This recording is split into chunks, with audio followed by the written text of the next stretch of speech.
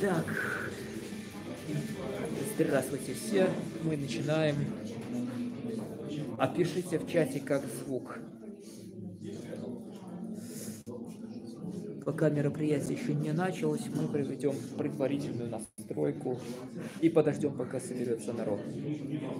Сейчас уже 16:30, однако пока мы ждем гостя, Сергей Чалый еще не прибыл. Я слежу сейчас за тем, что происходит. Заодно как раз подтягивайтесь, делайте репост,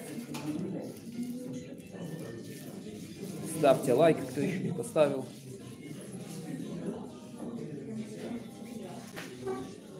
Как мы видим, люди уже собрались, народ ожидает начала мероприятия. Достаточное количество людей уже собралось. Так, отпишите как звук. Это очень важно.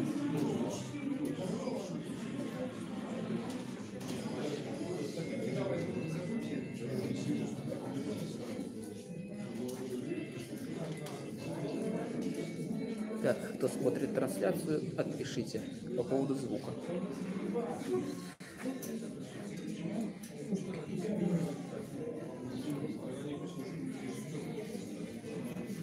Звук норм. Окей, спасибо, это очень важно. Как я уже напомнил ранее, пока гостя нет, мы ждем, ожидаем гостя.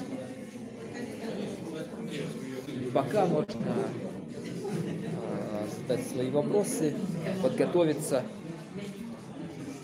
Так, мы видим, еще постепенно приходят люди.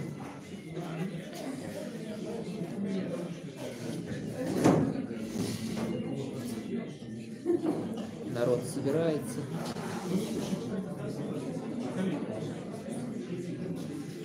Это Могилев, центр Кола. Ждем начала мероприятия.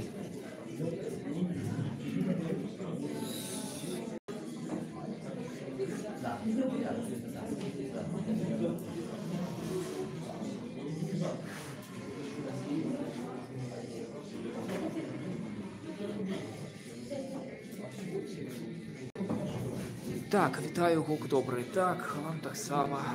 Вітаю.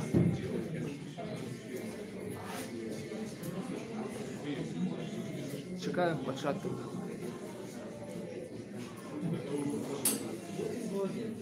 Да, пока я ничего не начался, я переключился на фронтальную камеру, чтобы видно было меня. Собственно, вот я сижу в сайте там и слежу за трансляцией. Звук хороший, это звук вот с вот этого микрофона, потому что я стараюсь говорить прямо сюда. Также параллельно идет звук из направленного микрофона, который, ну, вы не можете его видеть. В общем, ладно, это я так пока. Поскольку мы еще ждем гостя, ждем приезда Сергея. Вот он приехал. Прямо сейчас вы можете видеть. Сейчас я переключусь. Уже. Вот они уже прошли. В окно сейчас только что видно было, как через ограду прошел Сергей Чалый. Это значит, что мероприятие скоро начинается. Поэтому оставайтесь с нами. Зовите друзей срочно, пока ничего не пропустили. И мы узнаем вместе, что же шагая белорусскую экономику.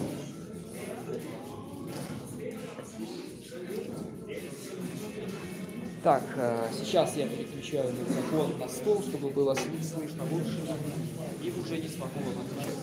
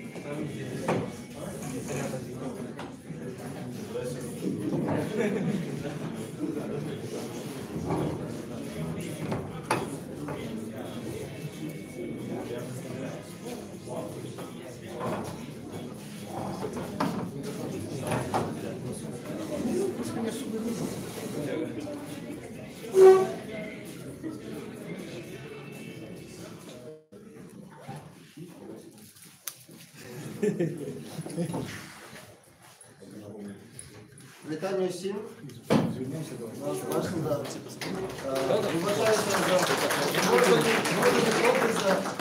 Вибачаюсь за спозднение, это наша вина целиком. Скажу пару слов про меня. Меня зовут Антон Роденков, я являюсь директором Центру новых идей ideabyte.org. Мы ладим різні івенти, мероприятия в різних городах Білорусі. Ми, напевно, за прошлый год у нас вже третє мероприятие. Робимо у інших обласних центрах. У Мінську робимо різні конференції. Ми пишемо також артикули про економіку, громадство, культуру, едукацію, записуємо подкасти, робимо відео. Так що підписуйтесь на нас в соціальних сетках. І слушайте, будуть ще мероприятия і в Могилеві, і не тільки. Сьогодні у нас в гостях Сергій Чалый, ведущий передачи «Экономика на пальцах». Такой он уже ведь за сколько годов? 11 года, февраля 11 года. Скоро будет очередной годовщина. Да. 15 февраля 2011 года вышла первая передача. Почни, напевно, с самого простого питания.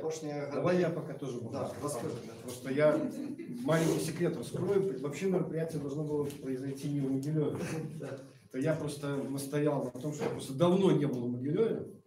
А в других областных городах был сравнительно недавно, и поэтому говорю, давайте, в Гродно я уже был, в Гомеле я был не так давно, в Бресте был, давайте в Могилев.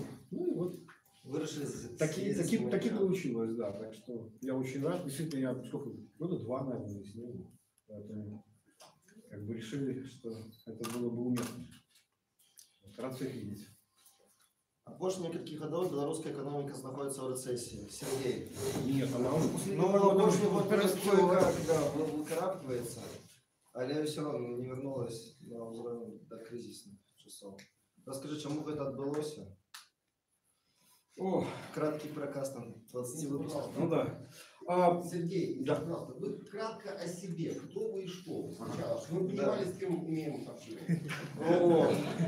Нет, ну просто пришел человек, сказал, я экономист, ну очень хорошо, я тоже, может быть, экономист. Пожалуйста, о себе. Смотрите, значит, я по образованию физик-теоретик. Да. Квантовая теория поля физика элементарных частиц. В университете учился. Был в аспирантуре в тот момент, когда в декабре 1993 года меня пригласили в команду, значит, кандидата, который предполагался, что он победит. Он в итоге таки победил. Потом до 94 по 98 я работал в администрации президента. Тогда это называлось аналитический центр, но это неправильно было название. По сути своей, это было главное экономическое управление. Потом оно так, собственно, и было названо. Вот. То есть в течение первых там где-то месяцев мы занимались разработкой первой антикризисной программы. Просто чтобы было понятно, но я не знаю, тут как бы люди есть молодые, совсем уже не помнят этих времен. А инфляция в январе 1995 года была 80%. Это были последствия выборов, ну, то есть раздачи слонов, то, что Кебич так хотел всем понравиться, вот это был результат. Да? И буквально к лету, ну, соответственно, и курс там рос сумасшедшими темпами. К лету он фактически остановился. 11500, потом 11650, эту цифру помнили все наизусть. Это тогда, именно летом 95 года, впервые Лукашенко произнес фразу «стабильность», которая характеризовала нашу экономику. То есть впервые это слово было сказано именно относительно курса доллара.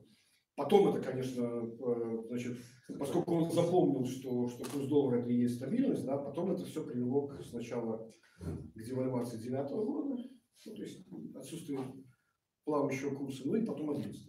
Это вот, как бы, комплексы того, что не будем позволять отпускать, приводило к тому, что катастрофически происходили изменения. Вот. После референдума 96-го года я потихоньку решил, что надо как-то оттуда уходить. Вот. Уходить, как вы сами понимаете, когда ты был из ближнего круга, очень сложно. С тем, чтобы уйти на свободу, а не еще куда-то. Вот. Поэтому это заняло некоторое время. Вот. И это отдельно. Я же не про жизнь свою пришел рассказывать. Да? Вот. Но смысл в том, что я потом работал до 2003-го в инвестиционной компании. Фактически такой филиал тройки диалога. Вот. Пока российский фондовый рынок был. Потом, правда, в 2003 году начались истории с ЮКОСом. После чего стало понятно, что в принципе на российском фондовом рынке можно ставить постепенно крест. Вот. И с тех пор я ни на какую компанию не работал. Вот. Значит, как получилось, что у меня вот эта передача вышла, да? Был просто блогером, писал про экономику в Life Journal, пока он еще жив был. С 2008 года так опять же получилось, что основное освещение пришлось на девальвацию 2009. Значит, в конце 2008 было мое первое появление в СМИ, это был круглый стол, накануне как раз кризиса в комсомолке. Вот. Потом у меня была раз в 2 недели колонка на Юрорадио с Пашей Свердловым, вот, которая была там скандально закрыта перед самым выбором 2010 года. Вот. А в декабре 2010 года Марина Золотова, главный редактор портала «Судьба», предложила мне делать передачу, которая вообще-то подразумевалась, что она будет чисто просто рассказывать экономике, ликбезом, откуда, собственно, и название «Экономика на пальцах». Вот. Я еще почему-то долго думал, то есть предложение было в декабре, а значит, только пилот вышел в феврале 2011. Вот. Хотя, конечно, понятно, уже теперь было, что можно было хвататься обеими руками за такую возможность, потому что аудитория, конечно, Тутба, это площадка, которая несравнима ни с чем. Вот. А потом получилось так, что в феврале 2011 года до кризиса эпического, значит, оставалось 16 марта начался валютный кризис в стране, и стало всем понятно моментально, что ликбез не очень сейчас как-то актуален становится. Да? Надо людям рассказывать, что происходит, куда бежать там, и что делать. Да. Вот. И вот так постепенно. И я, честно говоря, конечно, не ожидал, что этот проект может оказаться сколько-нибудь долгоиграющим, потому что интерес просто потому, что кризис же уже закончится, уже в октябре как раз и завершился. А потом оказалось, что, вы знаете, у нас как-то постоянно что-то происходит, что-то подбрасывает. Да? Вот. Это как в свое время в Советском Союзе сатирики шутили. Мы, конечно, хотели, чтобы у нас не было о чем говорить, но жизнь постоянно подбрасывает. Да? То есть, идея, конечно, была в том, чтобы все-таки постараться сделать передачу, что называется, на самоуничтожение. Да? То есть идея была в том, что, вот до сравнительно недавнего времени пониманием того, как вообще функционирует на самом деле белорусская экономика, не занимался никто, вообще никто. То есть у нас были какие-то синктенки, которые там на гранты занимались довольно узкими специфическими вещами. Их совершенно не интересовало, для кого они это делают. Они писали там для немецкой группы ГЕТ эти отчеты, их никто не видел, понимаешь? Никаких презентаций не было, ничего серьезного. Да?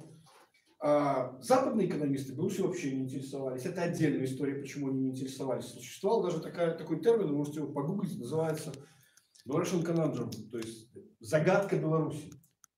Фокус заключается в том, что когда делались корпоративистские исследования, то есть сравнение разных экономик разных стран, существовали, в общем, довольно очевидные закономерности, которые, как мне кажется, они, знаете, очень часто просто наука занимается тем, что подтверждает очевидные интуиции.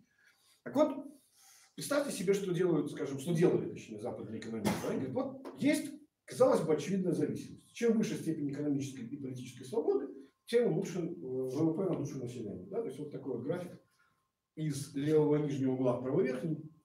А Беларусь находится в левом верхнем углу, вдалеке от генеральной совокупности, минимум политических и экономических свобод, но при этом в течение десятилетия были темпы роста 8,5-9%. Это действительно так практически до 2010 года. То есть как бы более-менее бурный рост начался в стране с 2001 и практически вот он по 2010 год и продолжался. То есть это десятилетия, среднегодовые темпы роста были таковы, что Китай мог бы нам позавидовать. Вот. И, соответственно, объяснения этому не было. Как же так? Нет, ну понятно, что, знаете, как у каждого сложного вопроса есть простой и неправильный ответ. Одновременно и простой, и неправильный. А именно то, что все пытались объяснить значит, российскими субсидиями, дотациями и так далее. Вот. И получалось, что со стороны серьезных западных экономистов нет понимания того, что, как же на самом деле функционирует белорусская экономика. Отечественные тоже этим на самом деле не сильно занимались, потому что у нас экономисты делились на две группы. Одна занималась тем, что говорила в духе «прошла весна, настало лето, спасибо Хартии за это». Помните, у нас был термин «уникальная белорусская экономическая модель, доказавшая свою эффективность». Вот она, полная цитата. Значит, она окончательно была, эта модель, сформулирована председателем Верхней палаты парламента Рубиновым в двух статьях, в двух номерах, длиннющая статья была, воспевающая, знаешь, как в стиле «Наша Раша», да, все остальные страны нам завидуют, да, воспевающую эту модель. Статья вышла в конце февраля 2011 года. 2 недели оставалось до кризиса, который похоронил, в принципе, эту модель. Ну, как оно обычно бывает. Вот. А с другой стороны, были экономисты, которые работали в принципе, по принципам, ну, то есть, если одни пришла весна, настало лето, то другие во всем виноваты кровавая злоумышленная власть. И получалось, что, в принципе, некого слушать. Потому что ты заранее знаешь, что каждый скажет на любое событие. Вот. И я действительно достаточно длительное время просто тратил на то, чтобы понять, как на самом деле белорусская экономика функционирует. Вот. В качестве такой вот основной интуиции, которая была, это была идея, взятая из описания, как ни странно, латиноамериканских стран, двухсекторной модели экономики. Только там она используется для передового промышленного сектора и отставшего аграрного. А здесь фактически эта модель просто она с небольшими поправками применима к старым советским промышленным предприятиям, условно говоря, казенному сектору, который по-прежнему работает как советская экономика, и, значит, частному сектору. Почему эта модель работает? Почему она работает? Потому что долгое время обе предприятия из разных этих секторов они существовали. Для них не было единой денежно-кредитной политики. Для них не было единой бюджетной политики, они существовали в совершенно разных мирах. Вот. И попытка описывать нашу экономику, представление некого гомогенности, да, как устроены другие, они просто не работали. Из-за этого, собственно, ничего не функционировало. И как только эта идея, я ее, как сказать, отрабатывал на серьезных экономистах, где-то как раз к лету 2011 года, я как раз тогда вот с Димой Круком очень плотно на эту тему общался. Он сказал, что, в принципе, да, хорошая мысль. Дальше там ее еще в своих статьях развивал. Вот. И, в принципе, потом, через некоторое время, она стала, в общем, как бы мейнстримом. То есть я потом видел, как, скажем, в 2015 году приезжала очень серьезная группа с экономистом, главным экономистом Евросоюза, значит, сюда. То есть они еще пытались летом 15-го тут какие-то нам даже советы давать. Ну, естественно, советы наши. Какие нам советы, когда все же хорошо, все же работает, зачем нам советы? Вот. И вот как раз уже в качестве мейнстрима, да, то есть того фреймворка, с помощью которого они мыслили о том, то есть я просто вот сидел, когда с ними был на встрече, наслаждался тем, что они практически говорили всеми теми вот этими моделями, которые тогда и придумывались для того, чтобы это описывать. То есть речь была о том, чтобы сделать передачу такую, которая бы постепенно из маленьких кусочков складывала в общую картину того, что происходит.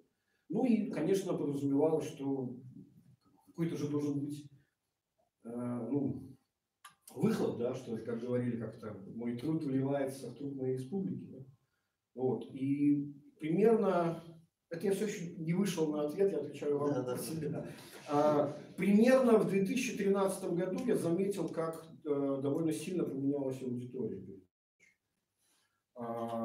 Большую долю стали занимать ГОСы. Примерно до 2010 года, до сентября-октября 2010 года, со мной еще даже пытались бороться, спорить, там, выпускали всяких разных там специфических экономистов, но поскольку они исходили из неправильной логики, то они как-то у них не получалось, понимаешь? Вот как-то не получалось. Был даже такой момент, когда одно время мы вели заочную полемику с Министерством экономики с помощью их пресс-релизов, которые они на своем сайте писали. Значит, то есть появлялся у них пресс-релиз, который звучал примерно такой, в анонимном стиле. Вот некоторые, типа, там, значит, в интернете плявузгают там о том-то и о том-то. И шла попытка полемизировать с последними передачами. Окей. Зачитывал следующую передачу этот кусок и говорил о том, почему они неправы, почему прав я и так далее. Это было вот несколько подряд, потом они не успокоились. И где-то примерно в осенью 2013-го поменялось очень сильно настроение. То есть общее мнение, которое пошло, обратная связь же присутствует, это был, как сказать, реакция в духе: так, окей, мы уже поняли, что у нас плохо, теперь рассказывай, что нужно делать. И вот тогда у меня вышла довольно большая передача, там две их подряд было, но одна была первая важная, про то, что же такое структурные реформы, что они вообще собой представляют, почему они нужны. И важным тезисом было то, что на самом деле, если вы ими не занимаетесь, то они все равно занимаются вами. Изменения в структуре экономики происходят, и происходят они на самом деле, к сожалению, в сторону деградации и упрощения этой структуры. То есть вот данные сравнения нулевого 2000 года с 2010, а потом еще 2010 и 2008 года показали, что постепенно вот эта деградация происходит. Ну, можно, наверное, уже начинать переходить на ответы на... Две передачи назад это было вот 15 минут вы говорили. Как раз. Ну да. Вот. Где мы зараз находимся? Значит, сейчас у нас на самом деле довольно интересная... Понимаете, вот я на самом деле не ожидал, что, как сказать, старые вредные идеи так медленно умирают. Да? Вот мне, например, казалось, я был еще тогда молод и наивен, мне казалось, что кризис 2011 года, в принципе, есть тот кризис, который, по большому счету, должен заставить вот всех тех апологетов и сторонников модели, уникальной белорусской экономической модели, доказавшуюся эффективность, потому что она, на самом деле, там и завершилась. Кризис 2011 года был абсолютно рукотворный. Абсолютно. То есть, смотрите, такой краткий экскурс по эпохам. Значит, с 2001 года это был рост, который был вызван главным образом тем, что на самом деле, если кто помнит выборы 2001 года, это первый лозунг $100. Там же у нас было в 6-м 200, да? Потом 500 в 10-м обещаем, а потом 500 и 500, да. Вот. Значит, да, потом у нас произошло потерянное десятилетие. Но, опять же, и действительно, как бы, поначалу это действительно очень работало. То есть идея была в том, что не может быть хорошей экономики, если у вас нищее население. Ну, я помню, средняя зарплата $40 была в 99 году. То есть это катастрофа просто. Да? То есть какой внутренний рынок вообще просто нет. Вот. И это работало примерно до 2006 года. 2006 год, это, знаете, как в советское время очень любили сравнивать себя, выпуск чугуна и стали на душу населения с 1913 годом. Потому что 2013 год в имперской России это был год максимального расцвета капитализма. Так вот, на самом деле, 2006 год, это, точнее, даже первая половина 2006 года, это последний бескризисный год экономического развития. Первые два квартала 2006 года закончились практически нулевым отрицательным внешнеторговым сальдо. А весь год закончился уже минус 2 миллиарда. Почему? Потому что начались первые газовые споры. А почему начались первые газовые споры? Почему до этого Россия безропотно и спокойно нам платила? То есть, точнее, мы платили $40 за 1000 кубометров. 40. Может, третий стал. Абсолютно правильный ответ. Это была экономическая цена политической поддержки лишнего срока президента. Два срока после 96-го. Даже если считать, что референдум нормальный, что можно отсчитывать 96-го, то есть там заканчивался нормальный срок. И потом мы оказались в политической изоляции, и единственный, кто нас поддержал, Россия, и за эту поддержку она выставила на экономический счет. Вот, собственно, откуда все ноги растут. Вот. С тех пор выясняется, что как-то, значит, эти отношения ухудшаются. И тогда был открыт еще один способ экономического роста. Петр Петрович Прокопович, видимо, прочел учебник по макроэкономике, точнее, первых его 15 страниц, и увидел, что там есть формула расчета ВВП по расходам.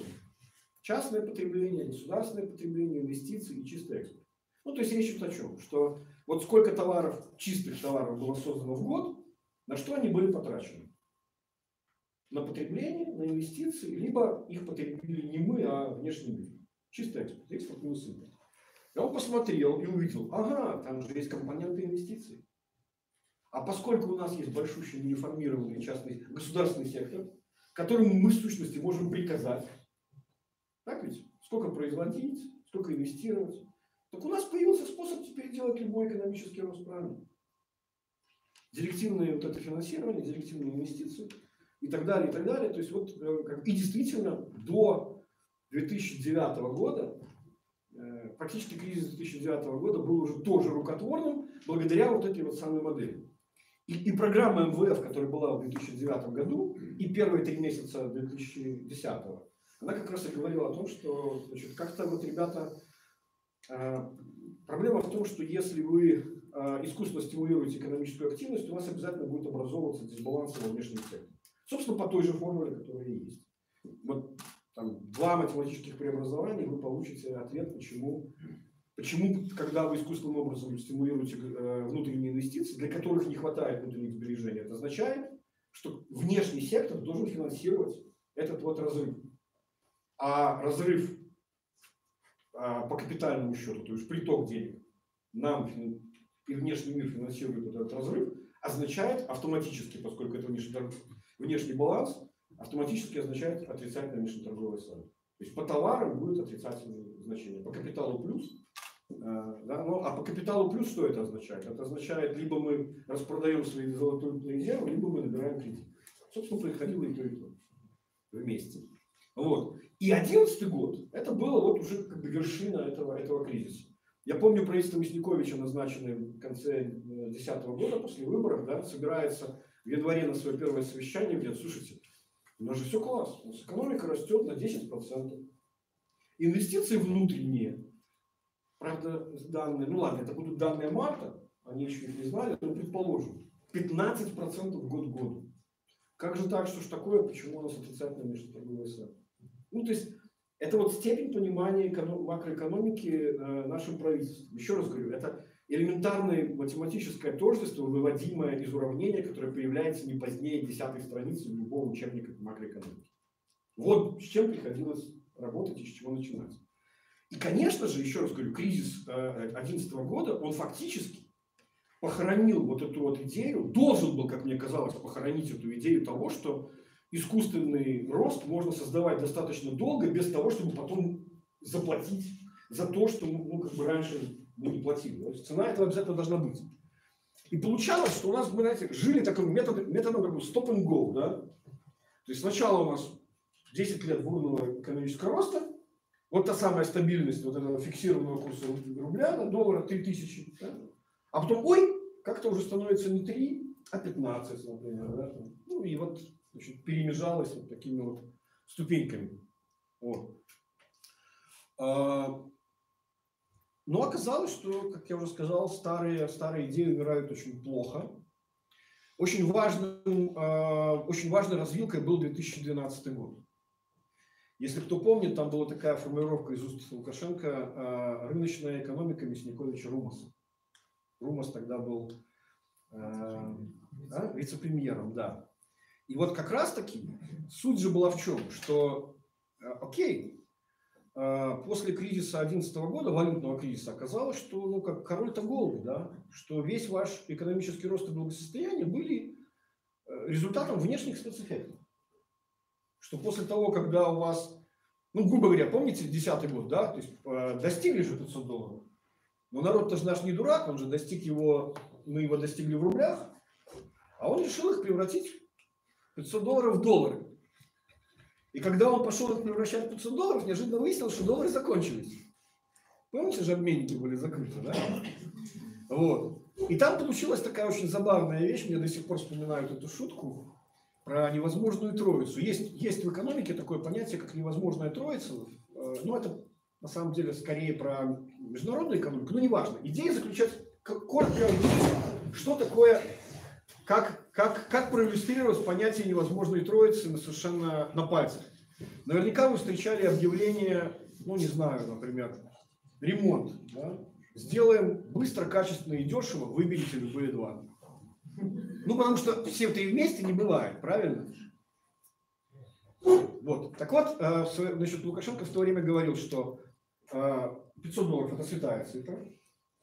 Потом он говорил, что, значит, население не трогайте, пускай они из этого меньки, потому что население это святое. А потом, через месяц, оказалось, что золотой резерв это тоже святое. Я тогда сказал, что у нас образовалась невозможная святая троица. $500, значит, позволить населению беспрепятственно покупать валюту и сохранить золотой резерв. Одновременно это сделать было невозможно. Решили пожертвовать население, ну, в том плане, что, помните, да, как бы обменников просто не было. Вот. Хотя было с самого начала понятно, что нужно делать, нужно всего лишь перейти на рыночное курсообразование, что было сделано только в октябре. Хотя идея эта была высказана, кстати, Румасом совместно с Лузгиным, значит, первым замом Прокоповича Росбанка, о том, что нужно уже... Это буквально день, не позднее, чем через 2 недели этого кризиса появилось, что нужно, значит, единая сессия на валютной бирже, уходить от множественных курсов и устанавливать его с помощью спроса и предложения. Вот. Идея, то есть, грубо говоря, кризис мог закончиться за 2 недели. Но в начале апреля происходит послание президента, которое говорит, это вот тогда впервые я придумал термин, значит, что наш президент на самом деле не православный атеист, а вот стихийный буддист. Потому что он очень любит выражаться каанами. Знаете, что такое каан в буддизме? Да? Это невозможная парадоксальная вещь, которую невозможно понять, но в процессе попытки ее понять вы достигаете, ученик достигает просветления. И вот он там выступал в духе, конечно, хотелось бы нам развития значит, частного сектора, экономики, но без приватизации. Очень хотелось бы иметь равновесный курс рубля, но без девальвации. Ну, то есть, вот, еще раз говорю, это кааны. Их невозможно постичь, но в процессе попытки вместить их в свое сознание, видимо, правительство достигало просветления. Ну и как только стало понятно, что равновесный курс нужен, но без девальвации, да, тогда, значит, моментально, что Лузгин, что Румас сказали, ну окей, значит, не будет единого курса. Да? И только в октябре стало понятно, тогда он действительно и завершился. Так вот, и после кризиса 2011 года стало понятно, что модель роста, основанная на вот этом директивном кредитовании, она закончилась. Потому что рано или поздно вы будете вот, ну, ходить вот по этой дурной бесконечности. У вас будет иллюзия экономического роста, которая потом катастрофически будет прерываться, да, падением на грешную землю. И тогда же была выдвинута вот эта вот идея Румасом о том, что, ну, значит, надо как-то заниматься структурными реформами, что в переводе на нормальный человеческий язык означает, грубо говоря, повысить эффективность функционирования всей экономики. Ну, если так по-простому. Вот. А Лукашенко сказал, подождите. Понятие структурной реформы нам же подбрасывают какие-то негодяи из МВФ, которые держат какие-то непонятные наши враги внешнеполитические. Реально, я помню, Калаура ставил как ученика к доске и спрашивал, а кто держит МВФ? В чьих интересах она работает? Вот. И тогда появилась идея модернизации. 2012 год возникла идея модернизации. Значит, что такое модернизация? Есть классическое эйнштейновское определение глупости. Это делать все то же самое, только в надежде на другой результат. Да? То есть, чем был вызван кризис? Еще раз подчеркиваю. За равновесным уровнем инвестиций в основной капитал. Что такое идея модернизации? Лукашенко, когда посещал Комволь, он сказал, модернизация – это стены подкрасить, подлатать, новые станки поставить, и вот вам будет вся модернизация. Ну, мы же будем великих цитировать, правильно, что такое модернизация? Вот. Зачем нам свое определение, когда уже есть классическое? Соответственно, стало понятно, что ответом на кризис, вызванный избыточным инвестированием в основные средства, является избыточное инвестирование в основные средства. Ну, если так коротко устранить всю вот эту шелуху, да, словесную. Опять же, поскольку я человек уже, можно уже говорить, не молодой, я помню еще советские времена. Так вот, накануне, то есть как только я услышал модернизацию, я сразу понял, чем все закончится. Потому что, значит, старшее поколение должно помнить, что до того, как Горбачев выдвинул идею перестройки, у него был какой лозунг? 86-й год. Ускорение социально-экономического развития. А что подразумевалось под ускорением социально-экономического развития? Опережающее вложение в основные средства, покупка западных линий производственных. Значит, да, в итоге чем все закончилось? Что эти линии остались гнить, значит, там, под открытым небом. Вот. А деньги были, как знаменитый мем, потрачено, да? Вот. И стало понятно, что совершенно так же и будет. Потому что проблема не в том, что вы производите на оборудовании, которое нужно обновить. Проблема в том, что у вас, грубо говоря, иногда вы производите то, что просто не нужно. Просто не нужно рынку. Или не нужно таких объемов. Да? Ну ничего, значит, как бы вот будем производить. И вот в течение 3 лет, 12-15 годы, мы занимаемся вот этой модернизацией. Сколько у меня передач было посвящено этой модернизации? Я считаю, самой вершиной, которая олицетворяет вообще вот как бы доведение до логического абсурда вот этой модернизации, это была модернизация Ляховичского льнозавода. Значит, когда все было сделано правильно, бизнес-план разработан. Бизнес-план прошел тройную защиту от дурака. Сначала он защищался на уровне местных органов власти, исполкома. Потом он защищался на уровне отраслевого министерства. А потом он прошел утверждение на уровне Совмина. Но когда стали его реализовывать, оказалось, что закупленная, значит, линия диаметрически не вместилась в здание, которое было для него построено. 3 уровня защиты от дурака были пройдены. Да? Никто не посмотрел, что подождите. Да? А когда стало понятно, что а что делать? Значит, надо строить другое здание. А с этим зданием там как-то точка безубыточности резко уходила за горизонт, понимаете, по времени. Вот. Ну, то есть много таких смешных было вещей. Или, например, как у нас писалась модернизация деревообработки. Вот деревообработка, с моей точки зрения, это великолепный кейс. Великолепный кейс. Потому что, казалось бы, идея безупречна. Смотрите. Источник сырья свой и возобновляемый. Да? То есть импорта нет. Так ведь? Вместо того, чтобы, значит, лес гнать, делаем мебель, продаем на экспорт, получаем валюту. Супер, да? Считай, фактически деньги в лесу растут. Ну, там несколько вооруженных процессов, но по сути, как бы доллары растут в лесах, которых у нас много. Казалось бы, идея безупречная. Но, как у нас всегда бывает, что-то пошло не так. Да? Значит, у нас 9 деревообрабатывающих заводов. Каждый из них разработал бизнес-план. Но, на самом деле, как вы понимаете, разработал бизнес-план только один Ивацевич. Остальные просто скопировали его тупо. Значит, с небольшими поправками, методом копипейста, заменив название Ивацевича на себя. К чему это привело? К тому, что Ивацевич и Древ, когда писал свой бизнес-план, он считал, что он закроет весь рынок сам. А тут внезапно выяснилось, что 9 предприятий, которые каждое считает, что оно будет монополистом, да, закроет весь рынок. Ну вот, как-то так. А потом выяснилось, что объемы производства, значит, которые нужны, непонятно, куда их девать. Ну, еще один такой в качестве примера того, как у нас административно работает модернизация, это классический был пример, господи, где же это было, я сейчас точно не вспомню. По-моему, это было, кстати, даже Бобруйск, наверное. Но смысл был в чем? Там предполагалось создание по бизнес-плану 3 сразу производств. 3. Сначала это распилка этого, значит, дерева, потом, значит, его там, полировка, шлифовка, там все дела. И последняя стадия была производство МДФ. То, что у нас импортировалось, то есть идея была такая импортозамещающая. Вот 3 разных производства. Все они стадийные.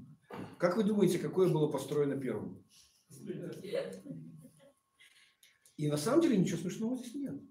Это нормальная логика. Если вдуматься, это нормальная логика. Потому что Если бы директор этого предприятия начал с первого распила, да, то шансы того, что ему скажут, даже что ты денег много тратил, где-то прибыли нет, до последнего могло дело не дойти. А когда он начал с последнего, это была абсолютная гарантия того, что сколько было написано, сколько он должен освоить, столько будет освоено. Знаете, откуда это, кстати, где такая модель используется? По аналогии, ну там своя логика, конечно. В кино. Кино снимает последнюю сцену в начале, чтобы обязательно доследить кино до конца. На самом деле не работает. Ну, Часто, но не снимает. знаете, по поводу кино хорошая аналогия, я просто ее разовью немножко в свою сторону. Я помню, помните, был такой режиссер Герман покойный, да, он славился тем, что снимал фильм бесконечно долго. Бесконечно долго. В итоге последний его фильм, который был снят по Стругацким, да, «Трудно быть Богом», уже заканчивали уже даже после его смерти.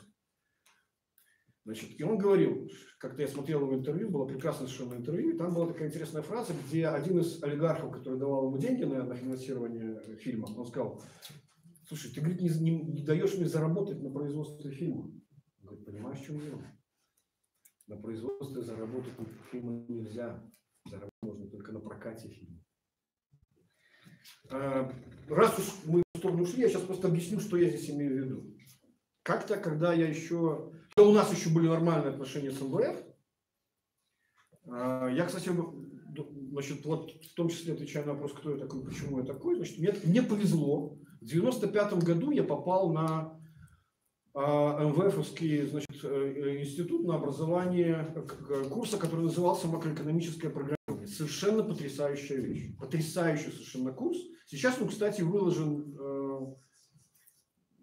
Сейчас же масса этих всяких там курсов, но это не курсор, что-то другое. Но, в принципе, его можно найти. Потрясающий совершенно курс, который в течение, там, грубо говоря, месяца его понимать. То есть вы начнете понимать, как экономика работает как баланс.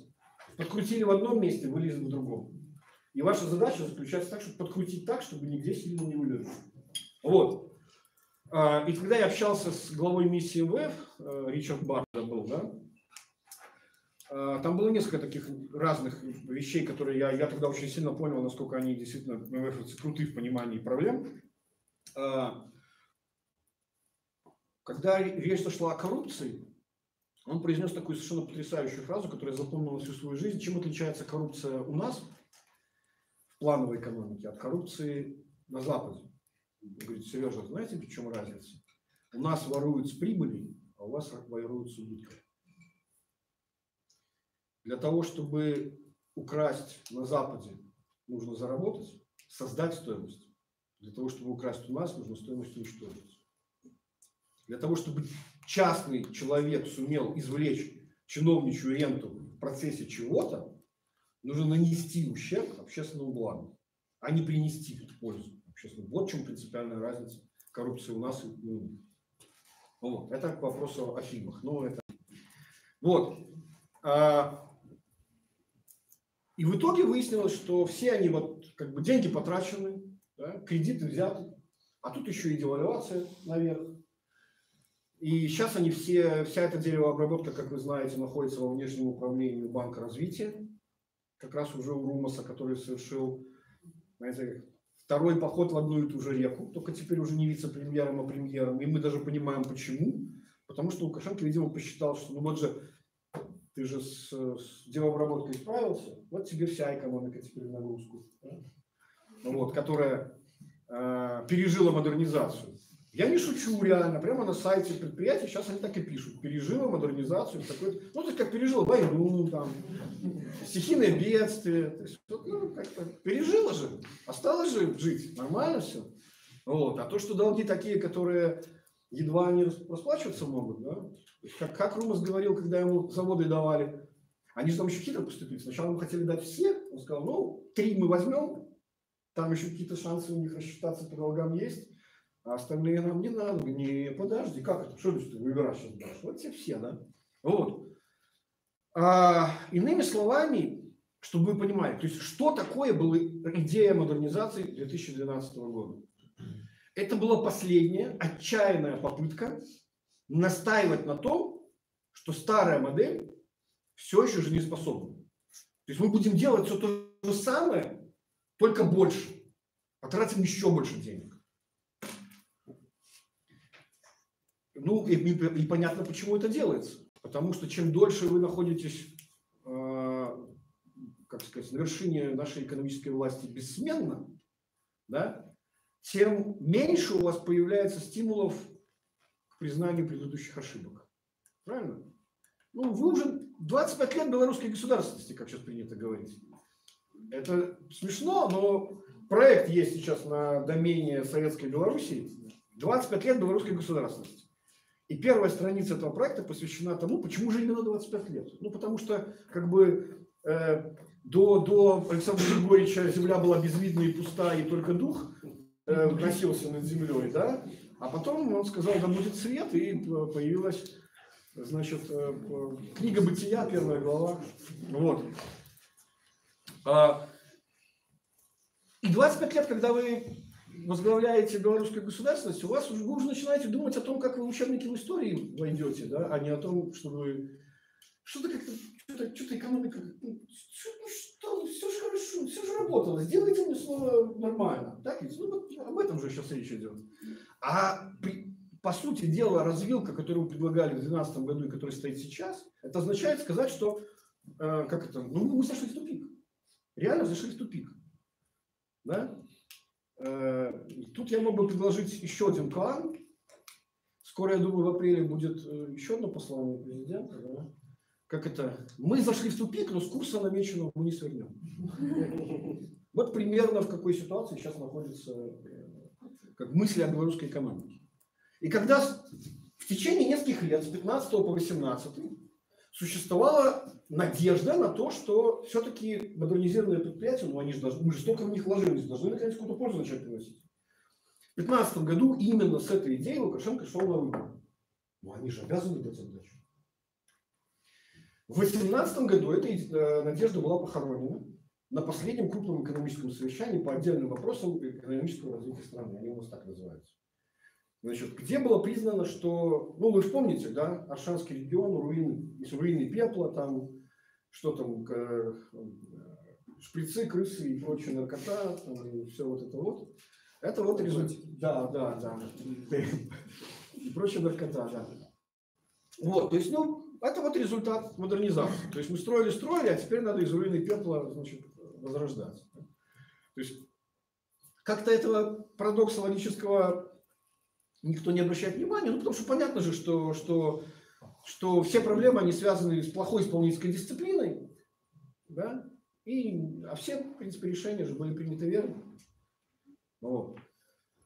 И ответом на провал модернизации, вот 2018 год, это, в принципе, ответ, значит, было два совещания, большущих совещания экономических в 2018 году.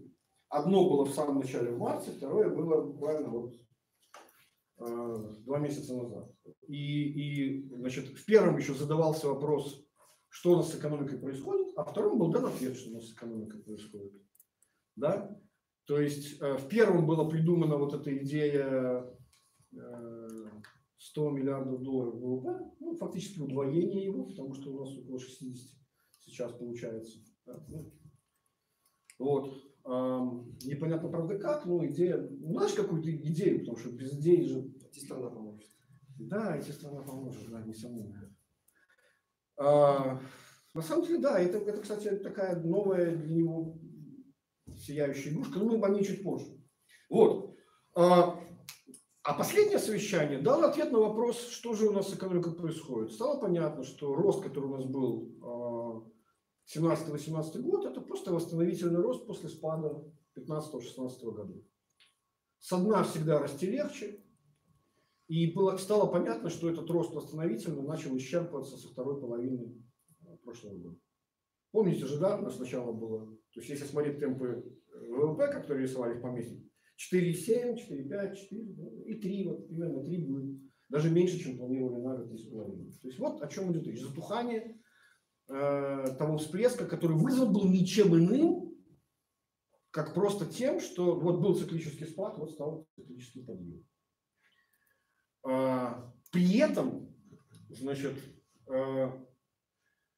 как бы вот очень важный момент. Сейчас, подождите, я сделаю маленькое такое отступление. Сейчас у нас очень любят носиться наши власти с такой штукой цели устойчивого развития, устойчивого развития, устойчивого развития, устойчивого развития. Да. Да, ну, это страшная история. Я общался с ООНовцами, они все плюются, они говорят, ну, это был прошлый год, следующим мы уже не будем так разносиловать таким количеством этого устойчивого развития. Вот. Но смысл в чем? Что, знаете, как у Гайдара, что такое счастье, каждый понимал по-своему, что такое устойчивое развитие. И там дальше дается 30 целей, там все, это все бред, понимаете, невозможно. То есть, когда вы даете определение через перечисление, вы не даете определение. Это примерно как знаменитый исторический анекдот, почему не было салюта при встрече императора. На это 10 причин. Давайте первое. Не было пороха, достаточно. Понимаете? Вот. Так вот, на самом деле, в теории экономического развития существует единственное и правильное определение устойчивого развития, а именно такое развитие, которое не генерирует постоянно новые кризисы.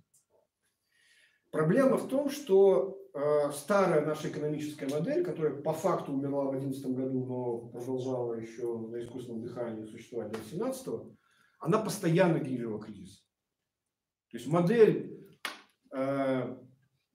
значит, искусственно сдерживаемого курса рубля с искусственно накачиваемой экономикой означало, что регулярно вы будете получать валютные кризисы по модели 2011 года, ну или по модели. У нас же как, надо же наступить на грабли же дважды, чтобы понять, что на них не надо наступать. Да? То есть мне казалось, что хватило 11-го. Нет, оказалось, что еще 14-15 нужно. Точно такой же кризис внешнего сектора, ровно такой же, как в 2011 году. Правда, решили его уже другими способами. Этой гибридной девальвации 30%, помните, да, там налог на сбор на покупку валюты и так далее. Ну, ладно, это детали. Так вот, соответственно, устойчивое развитие – это то, которое не является, ну, то есть не несет в своей модели постоянный зародыш будущих кризисов. И вот важным вопросом, важным теоретическим вопросом было, на который, в принципе, сейчас получен ответ. Я почему говорю, что 2018 год он очень хорош в том плане, что мы получили ответы почти на все вопросы, которые интересовали экономистов. А именно, главный вопрос, который теперь появляется, что если мы действительно не занимаемся созданием рукотворных кризисов, то есть не строим свой экономический рост с помощью внешних спецэффектов, который потом прерывается спадами, каковы же равновесные темпы экономического роста, если искусственно их не подстроить? Вот сколько они? А это фактически ведь ответ на вопрос об эффективности всей экономики в целом. Так? Вот сколько она способна генерировать без того, чтобы ее не заставлять. И сейчас редкий случай, когда фактически у всех абсолютно аналитиков консенсус расхождений практически нет. 2-2,5% ежегодно. Я бы даже сказал, что, пожалуй, меньше, потому что этот консенсус был выработан по данным скорее первой половины года. Она была более оптимистичной, чем вторая. Это прогноз на следующие года. Это прогноз на все последующие года. На все последующие. Примерно. Нет, понимаете, дело, что... Не, подождите.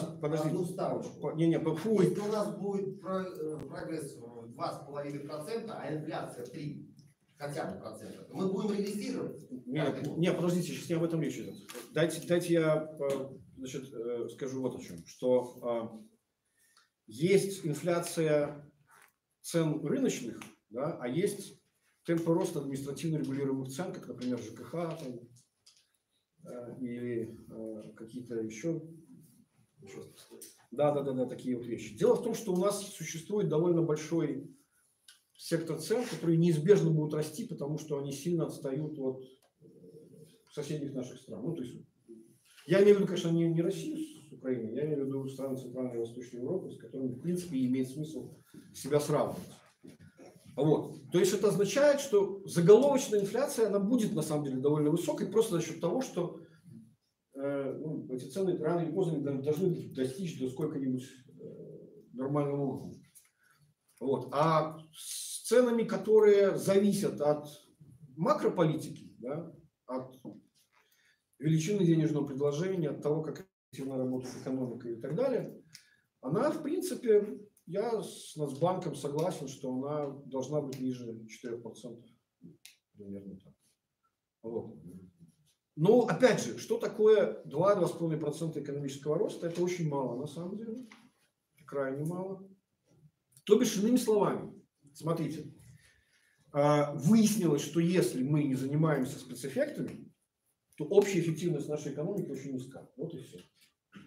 А почему она низка? Это еще один хороший ответ. Вопрос, на который есть ответ на самом деле. А низка она потому, что у нас совершенно идиотская система распределения ресурсов. Вообще, что такое экономика? Вы знаете? Какое определение науки как экономика? А? Не обязательно верно. Нет. На самом деле экономика, она же происходит, само название, греческое слово, происходит от домохозяйства. Суть экономики заключается, это наука о распределении ограниченных ресурсов между потенциально неограниченными целями. Это фактически оптимизационная задача. Вот у вас есть $500 зарплаты в месяц, на что вы ее тратите? Это вот о чем эта задача. Вот у вас есть бюджет, на что вы его тратите. Как бы нормальные экономики, в которых есть рынок капитала, они функционируют по принципу, например, фондовый рынок. Они функционируют по принципу такому, что тот, кто работает эффективнее, и получает средства, которые забираются у тех, кто работает неэффективно. В итоге экономика оказывается более эффективной, чем была до этого. А у нас, поскольку у нас же президент когда-то сказал, что, значит, хвастаясь перед, по-моему, иностранными журналистами, сказал, что мы же, в отличие от наших соседей, сохранили все предприятия, которые у нас были после Советского Союза. Да. Ну, да. Он хвастался именно этим, все это он выдавал как некий плюс. Но ведь что означает фраза «сохранили все»? Сохранили все, включая самые неэффективные. Потому что, вообще говоря, советская экономика, она ведь не строилась с точки зрения эффективности. Там этого термина вообще не было. Другая задача была. Это была мобилизационная экономика. Ее задача была в конечном счете производить танки, самолеты, бомбы. Ну и в процессе еще на военных предприятиях производили ширпотреб, как это называлось. Ну, чтобы люди, которые могли производить танки, могли еще что-то есть. Да? И само размещение, даже экономическая география Советского Союза, это просто пример того, как не надо делать. Вот во всем мире, значит, например, металлургические заводы строятся вблизи месторождений угля. А в Советском Союзе строились вблизи месторождений металла. В итоге Магнитка до сих пор возит уголь из Украины железными дорогами. Ну, в общем, ну, понимаете, почему как бы уголь и металл? Потому что угля нужно по объему гораздо больше, чем по объему чистой экономики. И так вот, ну, и так все было устроено. И у нас получается, что для того, чтобы президент мог рассказывать и хвастаться тем, что мы сохранили все предприятия, нужно забрать средства на их поддержание у всей остальной экономики, которая могла бы работать эффективно, и поддерживать их на искусственном жизнеобеспечении. Кстати говоря, вот важной составляющей вот этой вот двухчастной модели белорусской экономики, про которую я говорил, почему долго не могли подойти к корректному описанию того, как работает наша экономика, западные экономисты. Для того, чтобы эта модель работала, нужно было внести одно очень важное предположение, которое кажется абсолютным абсурдом, и оно даже не рассматривалось как возможное для западных экономистов, а именно предположение существования довольно крупного сектора, который долго и устойчиво функционирует в условиях производства отрицательной добавленной стоимости. Это то, что я в 2015 году очень активно форсил как мем предприятие зомби. Предприятия, которые в нормальных рыночных условиях давно бы ушли с рынка, они бы разорились, а они продолжают на нем находиться. Это означает, что мы все платим за то, что они есть. Не пользу от них получаем, а содержим их. И по порядку величины, значит, эта поддержка их примерно сравнима с расходами на здравоохранение. Например. Ну или образование, они примерно поровну. Вот. Соответственно, простой вопрос. Да? Значит, что же нужно сделать для того, чтобы повысить эффективность экономики? Значит, надо тратить деньги на то, что дает отдачу, и не тратить на то, что не дает, или просто даже уничтожает стоимость. Да? То есть фактически это вопрос о вот той самой реструктуризации неэффективных государственных крупных предприятий, которая, как вы понимаете, что если когда-то однажды вы уже свою политическую судьбу связали с тем, что преимущество нашей модели, которой завидуют все остальные страны, заключается в том, что у нас все предприятия существуют, да? То есть нет проигравших, то пойти сейчас на вот эту вот структурную перестройку, это снова признать, что мы зашли в тупик и с курса мы не свернем. Это сложно. И поэтому, опять же, естественным образом в прошлом году, поскольку существует очевидное психологическое нежелание соглашаться с этими аргументами, был придуман еще один лозунг. На этот раз он уже был назван как индустриализация. Индустриализация 66 регионов страны. Значит, это продолжение той же самой идеи, делать все то же самое, только еще больше. Да? Если на модернизацию было потрачено примерно 30 миллиардов долларов в течение 3 лет, примерно, суммарно, то когда посчитали, сколько же, вот, ну, если собрать все проекты, которые, значит, нужны для индустриализации отстающих регионов, а у нас отстающих регионов неожиданно оказалось 66, то есть львиная их доля, вот, ну, как бы, не будем задавать такие вопросы, как же так получилось, что... Вот. Оказалось, что это примерно величина выскакивает за 100 миллиардов. Ну и тут же стало понятно, что таких денег найти нигде не будет возможным. И стало понятно, что ответ на неуспех модернизации – это модернизация только в 3 раза больше, но только денег уже нет. Что делать? Ну, ответ очень простой – ничего. Идея-то хорошая была, помните, как в советском анекдоте, а еще столько было идей, да, интересных. Вот. Но, к сожалению, они не осуществимы сейчас. И когда стало понятно, что денег этих нет, да, тогда появилась идея, а давайте мы, если не деньги, то хотя бы льготы будем раздавать. И вот эта вот история с офшором, она же фактически говорит о том, что, как сказать, государство признает де-факто, что снимает себе ответственность, по большому счету, за развитие этих регионов. Теперь эта задача становится, в общем, частной. А для того, чтобы участник хоть чем-то занимался, мы им сейчас льготов нададим. А что, вот, значит, чем фактически де-факто является признание, то есть, вот этой вот политики? Да? Это ведь означает то, что без льгот частный бизнес у нас почему-то не развивается. Да? То есть фактически вот эти вот сверхльготные режимы, которые появляются в отдельных местах, ну, знаете, как сыр швейцарский зреет, да, там в процессе газообразования вот эти дырки, они становятся все больше. Это вот как наша налоговая система. Постепенно вот растут вот эти дыры в налогообложении, да, с помощью всех этих льготных режимов. Так вот, наличие этих льготных режимов, это и есть гиперкомпенсация за то, что в целом национальный режим, он, ну, как сказать, это условия, несовместимые с жизнью. Вот о чем идет речь. Почему это плохо?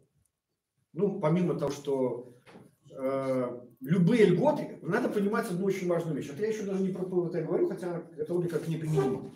Нужно понимать одну очень важную вещь, что любые льготы – это перераспределительный механизм. Если кто-то платит налоги меньше, это значит, что кто-то платит их больше. Вот о чем идет речь. Это перераспределительный механизм. Всегда.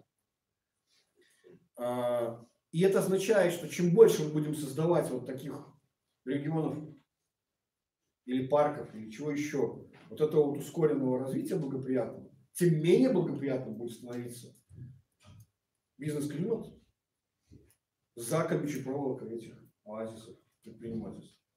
Понимаете? И второй момент, который здесь очень важен, а именно, кто получает эти льготы? Каков механизм определения? Именно. В отсутствии, ну смотрите, а как бы этот вопрос на самом деле должен был бы решаться? Ну, как в нормальных странах такие вещи решаются. Не, подождите. Самая важная функция парламента – это бюджет. Но распределение налогов на год – это задача парламента. Из-за чего сейчас Трамп сидит и лапу сосет? Потому что, значит, две палаты парламента не готовы финансировать его дорогую игрушку. У них деньги. Они важнее. Если кто был в Вашингтоне, то он видел, как город построен. На горе, на Капитолии находится здание парламента, и где-то там, на речке, находится маленький домик президента. А у нас, ну, естественно, что наоборот. Вот. И так далее. То есть вот как это должно решаться. А почему именно функция этого парламента? Потому что такое парламент? Это представительный орган, задача которого балансировать интересы разных групп. Вот как это работает. Это публичная политика. А у нас эта политика не публичная. Как она решается? Тот, кто оказался ближе к телу, тот и получил. Понимаете? То есть наша сейчас политэкономическая система, она описывается очень хорошо поздним абсолютизмом. Примерно Франция, Луи XIV. Государство – это я. Тот, кто оказался ближе к монарху, тот и получает плюшки. Потом после меня открывания растет, да? Это уже другой был Луи, но неважно. Так вот, и в этом смысле, что такое ПВТ? Если продолжать аналогию позднего абсолютизма, это вот группа алхимиков пришла к монарху и сказала: есть великолепный способ превращать твой свинец в золото. Ну, только мы же сейчас находимся в цифровую эпоху, цифровое золото. Майнить будем, богатеть, там, да, цифровое золото. Аналогия полная, только майнинг же даже оттуда же идет. Да? Только нам надо вот... Алхимики же также и обещали, да, долго, что золото вот будет, только нужно в процессе кормить. Не согласен. ПВТ это льгота, потому что... Не, подождите, я сейчас про декрет 8, не про ПВТ. Я вот про 8 декрет, который на самом деле львиная его доля, это третий его глава, которая посвящена вот всей вот этой криптовалютной теме. И, слава богу, что называется, она закончилась, не родившись, потому что не успели мы гадости наделать. Вот. И фактически у нас сейчас сложилась такая очень интересная система. Еще раз подчеркиваю, поздний абсолютизм – это феодальная система, которая работает по принципу каст, да, сословий. И у нас эти сословия регулируются декретами. У нас есть декрет 8 для самого верхнего классного сословия, который предоставляет им льготы, и включая льготы, в которых написано: для нас не действует ни банковское законодательство, ни антиотбывочное, ни законодательство по ценным бумагам. В общем, что хотим, то и делаем. Вот это самый верхний слой. Их примерно людей поднял под подачу 50 тысяч на человек. Ну, может, чуть больше. Вот. Есть средний слой. Для них есть декрет 7 о раскрепощении предпринимательства. У нас же великолепный термин — раскрепощение. Это что же феодальный термин же на самом деле, да? Ну, то есть, если мы сейчас занимаемся раскрепощением деловой инициативы, то логически предыдущий период означает закрепощение. Да? Уже передумали. Уже передумали, потому что сейчас стало понятно, что как-то социализм с капиталистическим лицом или капитализм социалистическим, ну, в общем, никто не понимает, что мы строили, но он не работает, не растет. И поэтому у нас, еще раз говорю, есть два сословия. Малый и средний бизнес, самозанятый. Для них декрет 7 о развитии предпринимательской инициативы. 8 это самая элита. Потому что 7 им тоже даются льготы. Но, как президент говорит, за каждую льготу мы повышаем ответственность. В 8-м декрете такого нет, там только льготы. Это самая верхняя каста, это небожители. И, наконец, есть еще и нижний слой. Для них есть декрет номер 1. Когда президент, выступая на одном из экономическом совещании, сказал, а это классный декрет на самом деле, он же много пользы принесет стране. У нас же люди, говорит он, готовы работать теперь за любую зарплату. Я не шучу. Это так и было произнесено. Нормально, да? Ну, в качестве... Потому что он же не людям это говорил. Он говорил это другим вот этим вот кастам, которые выше, понимаете? Потому что для них мы – это их издержки. Чем больше будет нас, готовых работать за любую зарплату, тем лучше будет житься тем, кто регулируется декретом 7 и 8. Вот у нас 3 касты, 3 декрета. Правда, там еще более, там цитата не полная, а полная цитата такая. Люди уже готовы заработать за любую зарплату, но, правда, не все, есть еще какие-то, но с ними уже Шульевич разберется. Вот. То есть вот какая у нас построена политэкономическая система. Ну, то есть и вот тут, да, вот вы, отвечая на вопрос, что такое экономика, наука стимулов, все верно. Я к тому, что если стимулы извращенные, то и поведение будет неизбежно как бы нерациональным или неэффективным. То есть вот, если коротко, описание того, что такое у нас наша модель, да, она вот сейчас. То есть надежда на то сейчас существует, вот такая же, как надежда на модернизацию, что, ну а вдруг золотой этот дождь цифрового этого золота прольется таки наконец и оросит нашу землю каким-нибудь там, и междупланетный центр разработки программного обеспечения плавно переместится значит, на улицу Куприянова. Да, Купревич, да, то есть, ну, вот, как бы, и все остальные будут, как бы, да, а все остальные будут нам только еду производить, а мы будем только софт. Вот. Ну, или еще что-то в этом духе. То есть, и если вы посмотрите, как бы отбросив всю словесную шелуху на планы правительства на ближайшие там, годы до конца нашей пятилетки, то суть именно в этом, что значит, уже стало понятно, что вот эти промышленные крупные государственные предприятия это то, что чемодан без ручки, да, то есть как бы вроде как и бросить их трудно и жалко, а в то же время они постоянно кушать просят, вместо того, чтобы, знаете, как это у Чуковского, да, значит, те калоши, что вы прислали на прошлой неделе, мы давно уже съели, пришлите новых и вкусных галош. Это вот так работают наши крупные промышленные предприятия. Но при этом трогать их боимся. Потому что как только мы начнем их трогать, внезапно выяснится, а это было известно очень давно. Еще в нулевые годы с помощью отдельных, правда, это были отдельные исследования, они были только, например, было машиностроение исследовано с помощью специалистов Мирового банка. Они пришли к выводу, что в машиностроении у нас избыточная занятость на предприятиях, значит, она в среднем около 20%. Иногда доходила до 40% по отдельным предприятиям. 20% избыточная занятость. А что такое с точки зрения экономической логики?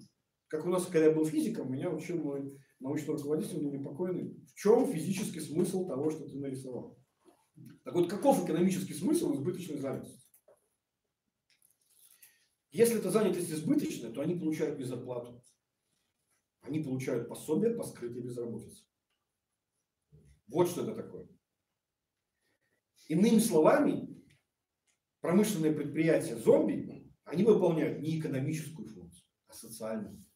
Они работают как собесы.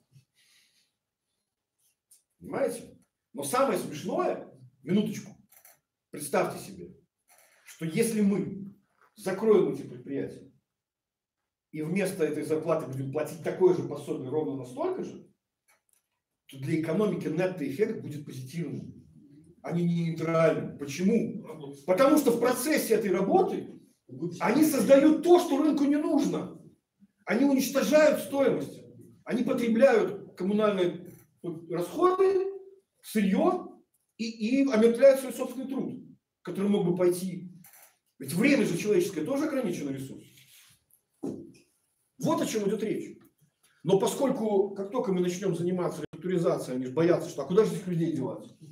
Я помню, красивая была очень история, это вот из серии, как, ну, надо иногда немножко знать город свой, про который ты рассказываешь, да, когда президент говорит, что, значит, там с МАЗа рабочего, которого уволили, нужно тут же устроить. Переведите его через дорогу и устройте. Знаете, что там через дорогу? Там казино в Минске. Ровно через проходной МАЗа казино.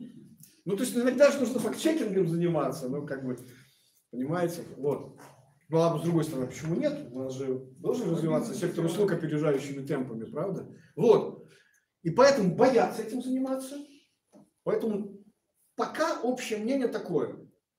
Мы понимаем, что у нас есть крупный больной, вот этот, значит, помните, как про Балканы говорили, больной Европы? Так вот у нас есть больной Беларусь, это наше крупное убыточное промышленное предприятие.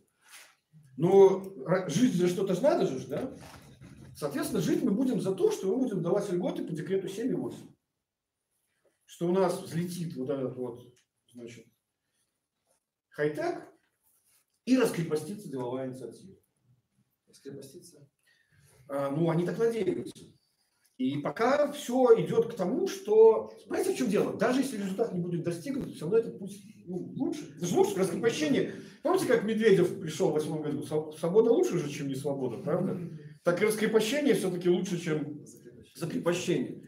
Да, другое дело, что результат может быть не достигнут, а не достигнут, то он будет, скорее всего, именно по тем причинам, о которых я говорил. Потому что вы не даете права, вы даете привилегии. Феодальная система, в отличие от нормальной, устроена тем, что происходит борьба за индивидуальные привилегии, а не за права для всех. Вот в чем принципиальная разница. И то, что это так, я очень хорошо увидел на примере кризиса 2011 года. У нас же многие считают, что у нас такие классные передовые предприниматели, да, там надо их там слушать и так далее. Вот кризис 2011 года. Вот как раз история, когда валюты нет. Валюты нет, соответственно, государство начинает, как обычно, заниматься тем, что оно любит больше всего, с собой подменять рынок. Валютного рынка нет, он по факту закрыт. Значит, государство начинает, Совмин начинает распределять валюту, которая все меньше, ну, там, между своими. И предпринимательские союзы, несколько штук, сразу 3, написали коллективное письмо в момент валютного кризиса этого острова. Совмин. Как вы думаете, о чем они написали? Не о том, что прекратить этот бред и переходите к нормальному рынку валютному. Они сказали, нет. Они попросили, а включите нас, пожалуйста, туда тоже. Понимаете? Еще раз. Борьба за привилегии для себя вместо борьбы за права для всех. Вот что такое феодализм, а фактически поздний абсолютизм. Чем это отличается от нормальной политэкономической системы? Так вот, надежда на то, что это взлетит, есть, но такая, ну, может быть, может быть. Хотя в целом, как мы знаем, понимаете, фокус стоит в чем? Что президент же хозяин своего слова, он как дал, так и взял.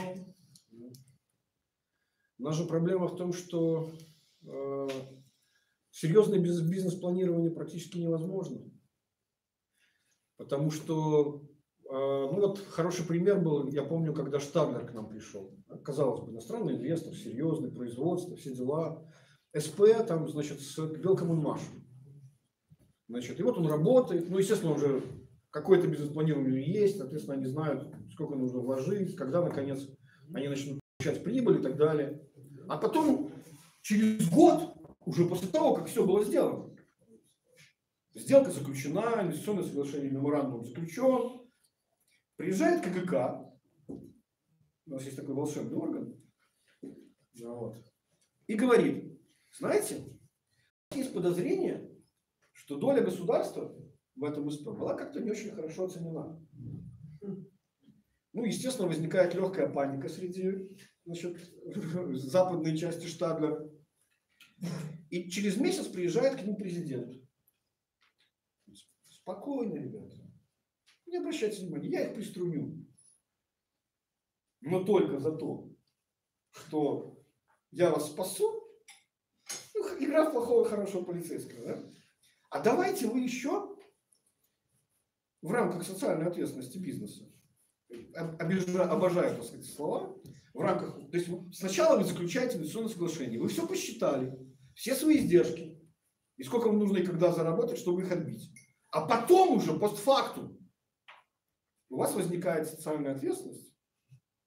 Когда он говорит, сказал, что, ну, смотрите, вот вы же все лучшее забрали из Белком и Маши, а ему теперь что делать?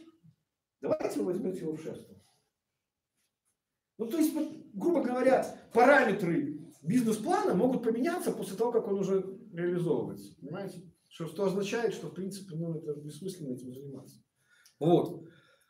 Так вот, почему эта идея, пускай, грубо говоря, что называется, пустим на самотек эти госпредприятия, а будем заниматься развитием, как тогда в 2012 году говорил Румас, зеленых ростков, green shoots. Это, кстати, было у Бернанке, эта фраза была позаимствована, тогдашнего главы Федеральной резервной системы. Он тогда говорил, они же как раз это был кризис после Великой рецессии, я вот типа вижу уже зеленые ростки в экономике. Так вот, почему это не работает? Я все же люблю разговаривать с аналогиями. У вас не вырастет зеленые ростки на поле, в котором вы не выплыли сорняки. Понимаете? Почему? Потому что сорняки так устроены, что они из почвы забирают все полезные вещества, и хорошая культура расти не может. Вот функцию сорняков сейчас на поле выполняют вот эти самые крупные, промышленные и эффективные государственные предприятия. Рядом с ними не вырастет новое. Вместо них может вырасти, но только после прополки. И то, что это не работает, наконец, уже даже сейчас начинает доходить до отдельных властей. 2 дня назад состоялось заседание наблюдательного совета Национального банка, где обсуждался вопрос плохих долгов экономики. Ну, тут я не буду долго про это говорить, вы сами все знаете, о чем идет речь. Речь идет о том, что эти предприятия набрали кредитов, банки, когда их давали, думали, что это кредиты, что они их вернут, а те, кто брали, знали, что не вернут. Но банк-то этого не знал, и поэтому, пока они их обслуживали, они у них на балансе висели как кредиты. Выглядели как кредиты, пахли как активы. А потом в какой-то момент директор предприятия решил, а посчитаю-ка я, начиная с этого года, что это были не кредиты, а субсидии. Понимаете?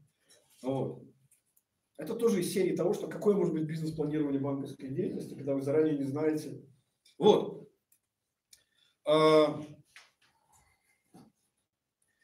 Ну, еще раз говорю.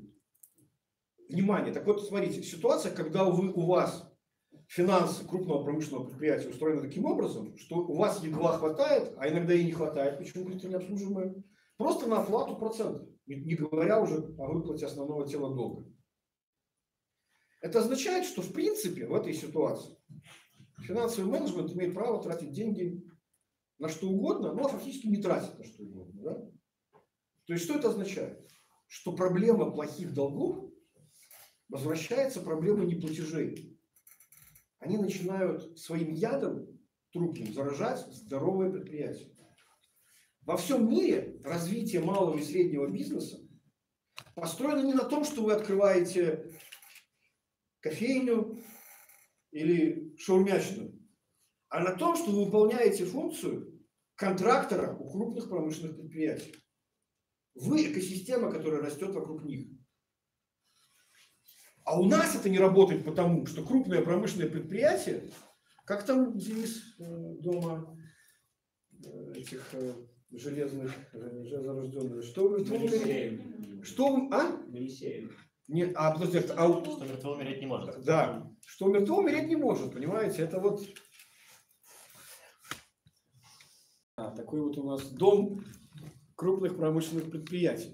То есть, иными словами, вы можете попытаться с ним начать работать, а потом в какой-то момент он скажет, слушай, мне сначала надо налоги заплатить, по кредиту рассчитаться, зарплату всем людям отдать, Ну, а ты, если хочешь, чтобы тебе заплатили, можешь в суд идти.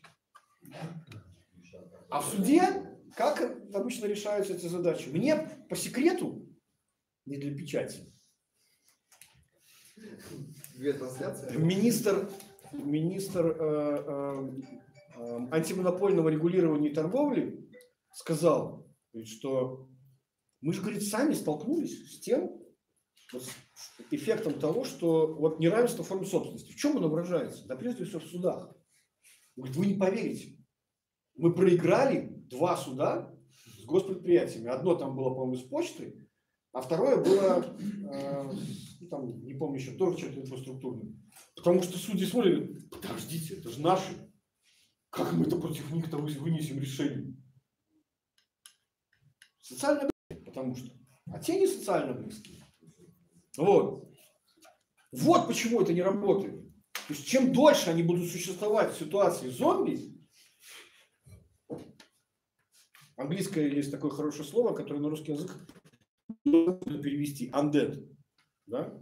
Так вот это вот такие. И вот они этим трупным ядом заражают и здоровых. Потому что для него вопрос заплатить, не заплатить, ну это как бы расплюнуть. А для небольшого предприятия получение денег сейчас или через полгода, или никогда, это вопрос вообще его выживания физического. Понимаете? То бишь, еще раз, сейчас идея следующая. Мы понимаем, что у нас есть большущая проблема, но при этом мы ее, знаете, как есть такой психологический механизм, который называется вытеснение. Хочется думать о плохом. Да? Значит, и поэтому я думаю о чем-то другом. Как знаменитый есть анекдот, как у нас в семье распределены роли. Да? Значит, жена занимается всякой мелочью бытовой, как ремонт провести, да, там, значит, купить ли машину или нет. Да? А я решаю глобальный вопрос. Мир во всем мире. Понимаете? Вот. Так у нас и, значит, с правительством и политической властью. Да? Они решают мелкие вопросы, а там вопросы императорские. В том смысле, что есть важный, я продолжаю аналогию вытеснения, эффекта вытеснения. Результатом эффекта вытеснения становится такая штука, которая называется креативная прокрастинация. То есть, когда у вас есть какая-то серьезная проблема, которую нужно делать прямо сейчас, но психологически она для вас болезненная, вы не хотите ей заниматься, вы начинаете выдумывать себе оправдание, почему вы ей не занимаетесь. Ну, потому что я занятой человек. У меня же масса мелких других вопросов есть. Правильно? Помните, как в июне, по-моему, 2011 года, во время кризиса, президент вернулся из Казахстана, где он читал лекцию в университете Гумилева, где он тогда произнес первый раз, что ему было стыдно за наш народ, что он там в обменнике ломанулся. И действительно, а что это он? Правда? Мог же не бежать. То есть, если бы не превращал свои $500 в $500, таких кризисов бы не было. Народ же виноват, как обычно. Вот. И вот он вернулся и собрал совещание экономическое. Говорит, так я не понял, что здесь происходит вообще?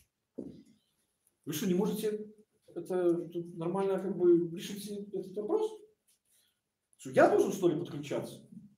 Я тут Медведев звонил, там, говорит, есть, сколько там, 6 миллиардов, да, надо, не надо, там, берем, не берем, ну, такое вот все. Вот.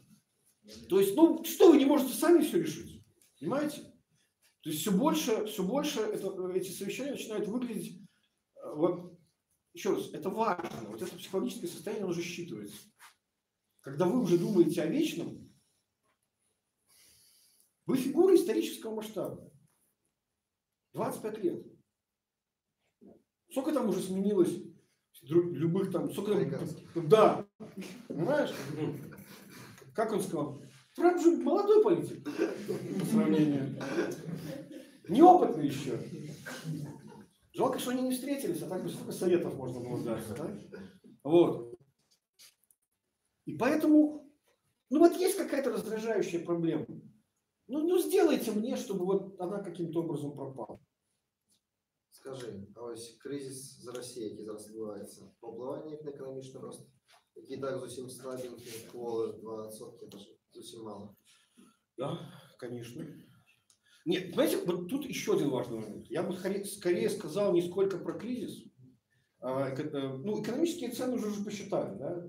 10,3 миллиарда до 2023 года. То есть, ну, все уже вычислено примерно. Здесь важнее другое, что у нашего президента, как у любого супергероя, была сверхспособность. Эта сверхспособность была ездить в Москву и привозить оттуда ресурсы. То газ дешевле, то нефть, то кредит, то еще что-нибудь. Вот никто на постсоветском пространстве больше не обладал такой сверхспособностью. Он единственный был неповторимый супергерой.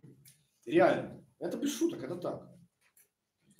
Потому что, ну, ведь смех смехом, но по большому счету, кроме вот Белтрансгаза, который за 5 миллиардов был продан, что, в принципе, была нормальная цена, на самом деле, ничего же ведь за эти годы в России не было всерьез, как бы, то есть, что называется, ни пяди суверенитета не отдали. Да?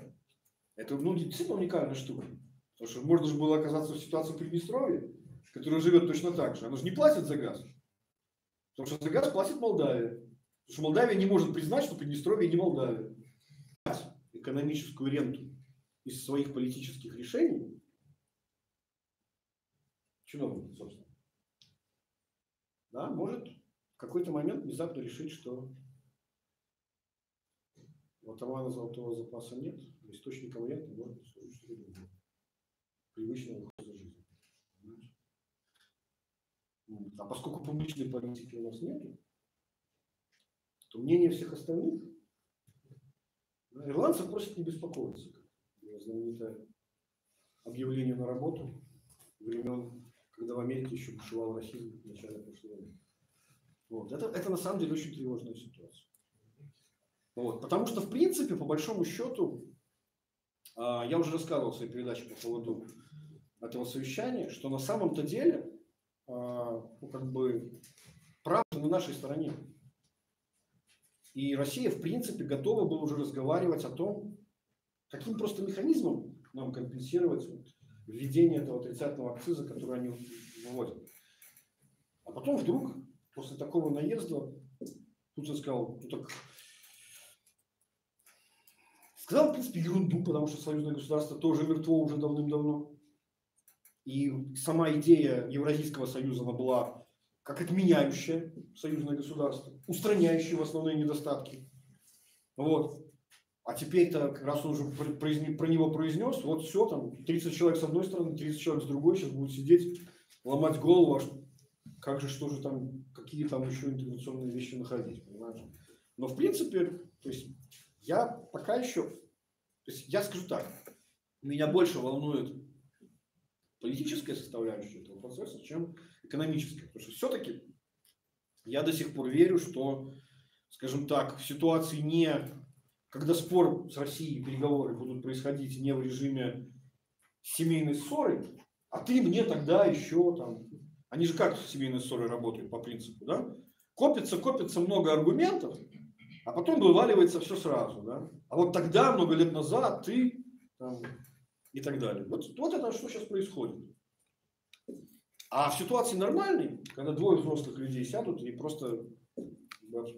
поговорят. Логические аргументы на нашей стороне.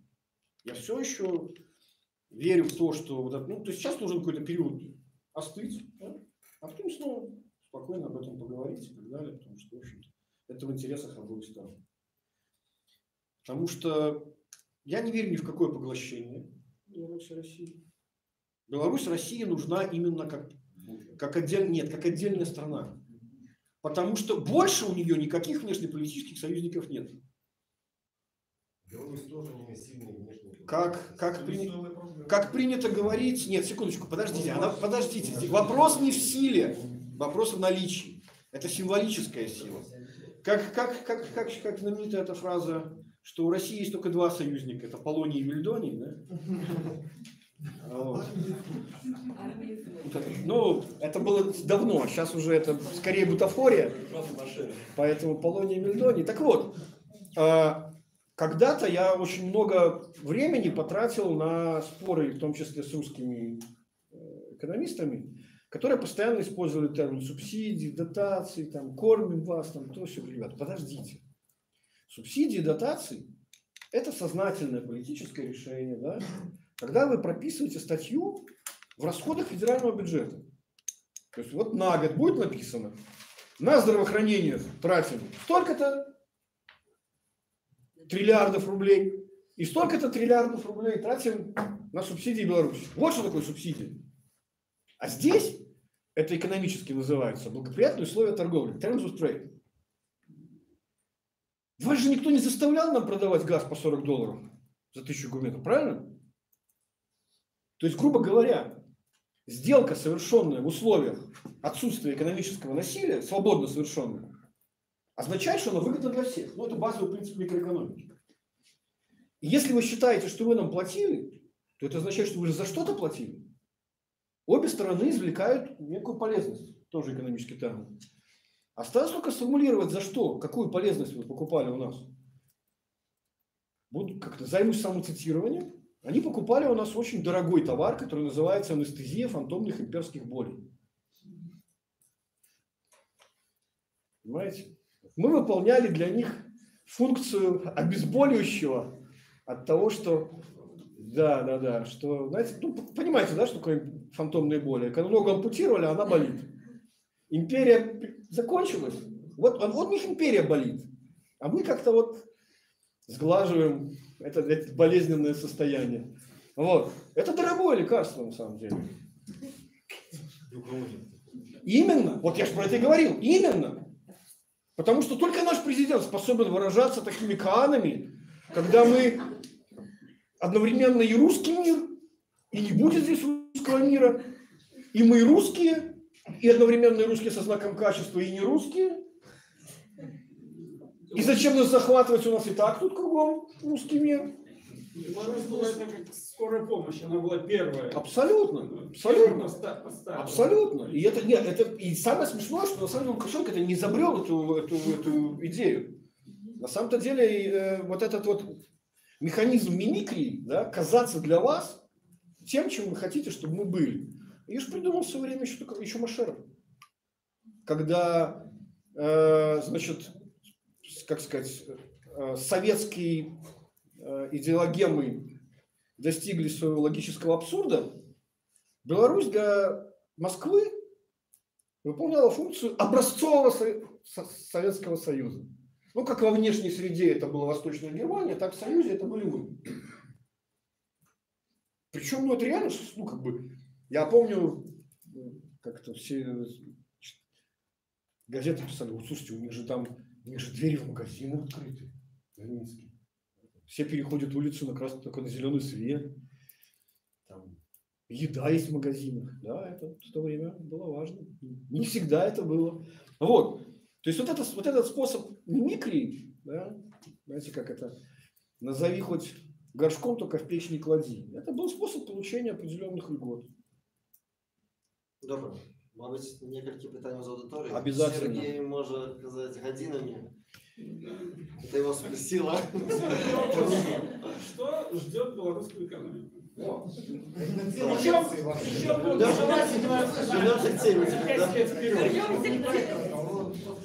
Когда все закончится? Смотрите, значит, я же начинал с того, что структурное преобразование происходит, даже если вы их не делаете сознательно. Значит, в чем смысл, причина и содержание любого кризиса? Это избавление от дисбалансов каких-то накопленных в предыдущий период. Просто, ну, как бы, если вы обладаете возможностью каким-нибудь там понятийным и категорическим аппаратом научным диагностировать эти дисбалансы на какой-то ранней стадии, то у вас появляется возможность каким-то сознательным способом их ликвидировать управляемым и некатастрофическим путем. Но если вы не будете этого делать, эти дисбалансы все равно будут ликвидированы. Но только это будет уже неуправляемым катастрофическим путем. То есть, если вы не хотите заниматься эвтаназией зомби, то они умрут сами по факту. То есть все равно этот результат будет достигнут. Но только в процессе. Это случится для власти, правильно? Основной же вопрос для власти, когда это случится. Да, и с какими последствиями. Потому что сейчас они убеждены в том, что издержки сознательных действий по эвтаназии этих убыточных предприятий превысят издержки, которые возникнут, если это случится само. Секундочку, внимание, подождите, здесь важный момент. Издержки здесь не только экономические. Вот. Потому что потеря лица для первого лица может стоить дороже, чем убытки и экономические потери для остального населения. Задача, государства это я. Абсолютно с вами согласен. Основная задача, которая была поставлена перед новым составом правительства, потому что, строго говоря, я вообще не вижу смысла у нас правительство менять. Потому что какая разница, какое оно. Да? Основная задача состоит как раз в том, чтобы...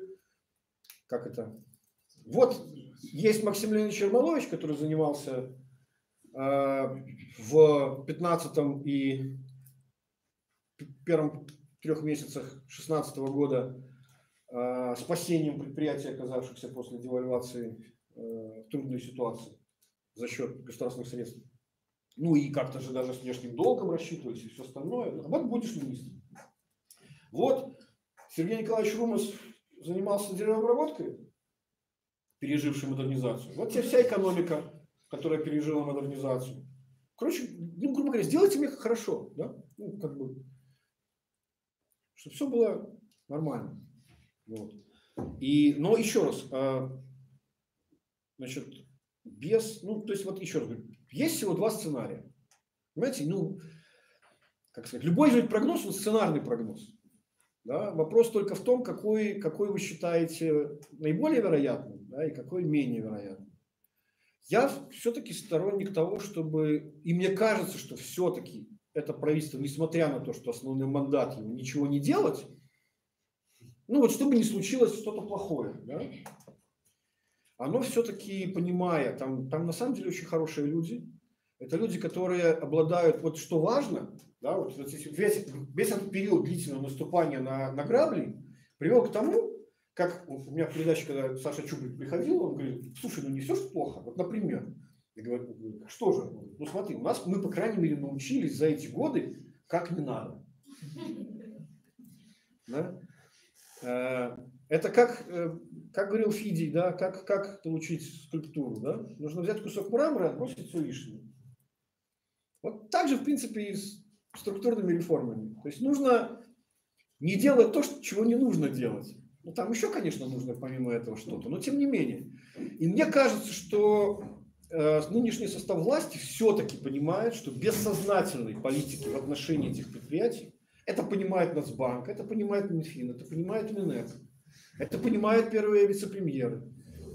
Но пока у них нет, понимаете как, он понимает это, но признавать не хочет. Вот что. Сейчас говорю, вытеснение, креативная прокрастинация, вот о чем речь. То есть, грубо говоря, у нас сейчас на самом деле прекрасная ситуация. По сравнению с тем, когда я начинал свою программу делать, я же говорю, вспомните, там люди просто сидели и на уровне премьера задавались вопросом, что ж такое, как же так, почему у нас кризис во внешнем секторе, когда у нас так хорошо растут инвестиции. Поэтому же. Это прямая причинно-следственная связь. А они потом говорят так, как будто это какие-то разные вещи. Да? Из серии там, я стучу себя по голове, почему она у меня болит. Как же так? Да? Вот. То сейчас у нас абсолютный консенсус по отношению. То есть вот наконец стало понятно, как работает белорусская экономика, модель ее. Когда у вас есть модель, вы можете применять разные параметры внешние и внутренние и получать некий результат. Эта модель разделяется и западными теперь экономистами, Мировой банк, Европейский банк реконструкции, МВФ, нашими специалистами отечественными. Все, уже нет никаких оппонентов. Все эти Ткачева-Байневы давно уже удалились, зализывая раны. Вот. И на уровне государственных чиновников это как бы осознается. у этого феномена даже термин есть. Минский консенсус. Ну вот как есть Вашингтонский. Реально это без шуток. Научная статья есть, которая так и называется. Она написана советником регионального директора Мирового банка, который приезжал сюда, Бен Слей. Так и называется Минский консенсус. Это и есть признание того, что, то есть, грубо говоря, в чем мы знаем, да, то есть анамнез известен, диагноз поставлен, мы с ним приходим к больному, а больной говорит, что-то как-то таблеточки ваши горькие, может лучше витаминов попить. Доктор говорит, ну ладно, хорошо, давайте подождем. А вот у него уже там не воспаление, а гангрена уже, да? И он говорит, слушайте, я так подумал, давайте уже ваши таблеточки. А он говорит, вы знаете, тут уже вообще-то резать надо. Нет, резать это больно, я только на таблеточки согласен. Он говорит, ну можно и таблеточки, но тогда вы умрете. Ну, то есть, вот, собственно, я все жду, когда же наступит вот этот вот, есть еще один такой прекрасный термин, он называется Минский момент. Но только Минский это не топоним, это фамилия. Это Хайман Минский, очень известный экономист, который как раз и говорил, что иногда вот в таких кризисах наступает вот этот tipping point, да, переломный момент, грубо говоря. То есть вот к Минскому консенсусу нужен Минский момент, когда же наконец сойдутся все. То есть я просто к тому, что это не какая-то, я к тому, что это не какая-то сверхзадача перед нами стоит. Всем понятно, что нужно делать. Нужно только начать это делать. Все. То есть это не то, что, Господи, там обстоятельства непреодолимой силы, там какая-то катастрофа впереди, там ужас, и только религиозным способом мы можем там, да, там как это, молитва за Беларусь, помните, да? Ну не помогает же. Пробовали? Вот. Так, Сергей, из чата, из трансляции вопрос вам по поводу МВФ. Вот вы говорили про МВФ, а какие сейчас у нас отношения с МВФ, какие они условия выдвигают для получения кредита, и возможно ли это сейчас вообще, и на каких условиях? Странам помог МВФ, а сам ты не помог. Скажите нам, пожалуйста. Помог. Больше помог или больше не помог? Прямо сейчас нет. То есть, во-первых, МВФ же тоже меняется. Да? Так же, как экономическая наука не стоит на месте. На самом деле, например, макроэкономическая наука после 2008 года это совсем другая макроэкономическая наука, чем она была в 50-е годы. Ну, после Великой рецессии. Каждый новый... Это примерно, чтобы вам было понятно, как военное искусство времен Клаузевица, это совсем не то, что военное искусство времен гибридных войн, понимаете? После каждой войны меняются учебники. И теория меняется. И они меняются. Прямо сейчас происходит, например, довольно крупная программа сотрудничества МВФ с Ямайкой. Значит, у них за 3 года безработица упала в 2 раза, с 16 до 8%. Долг упал с 145% ВВП до 110%. Инфляция что-то около 2,5%.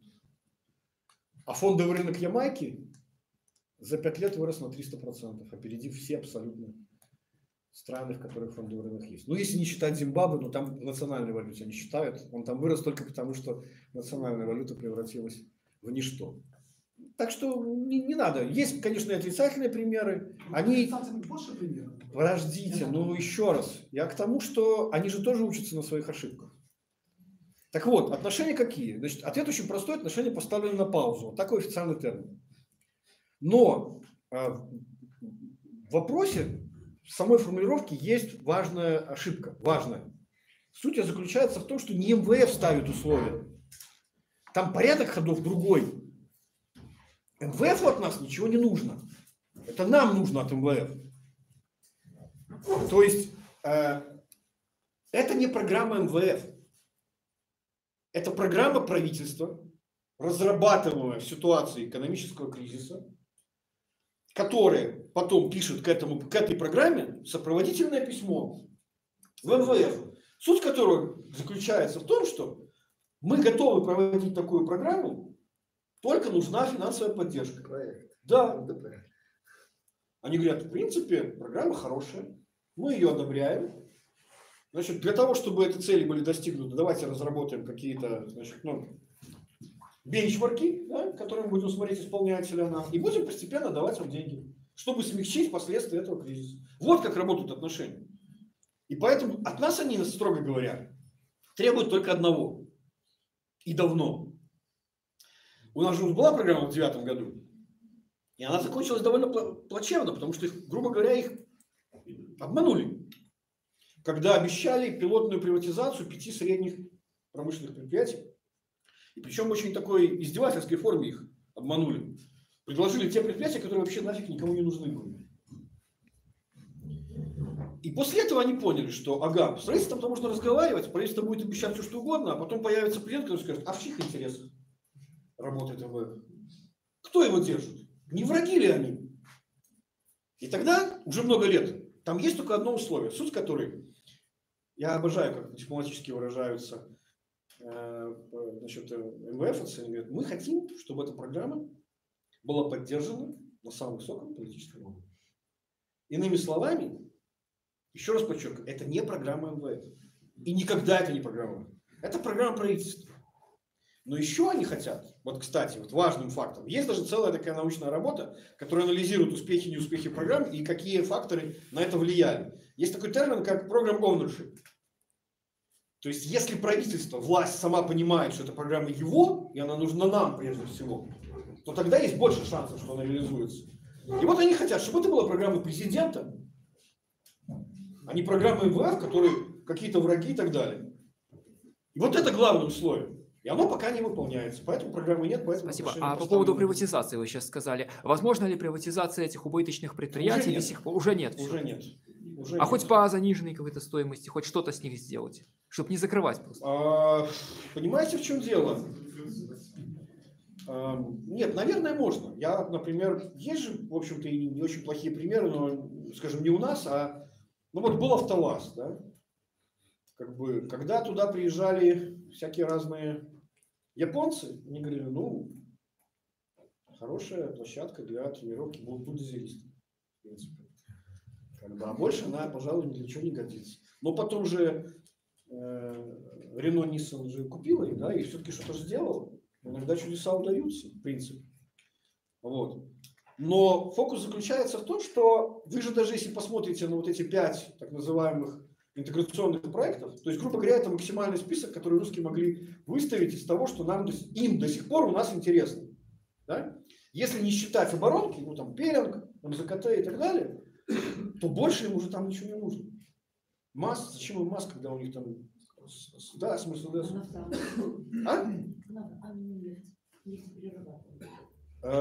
Смотрите, значит, несколько лет назад, наверное, еще были бы они интересны.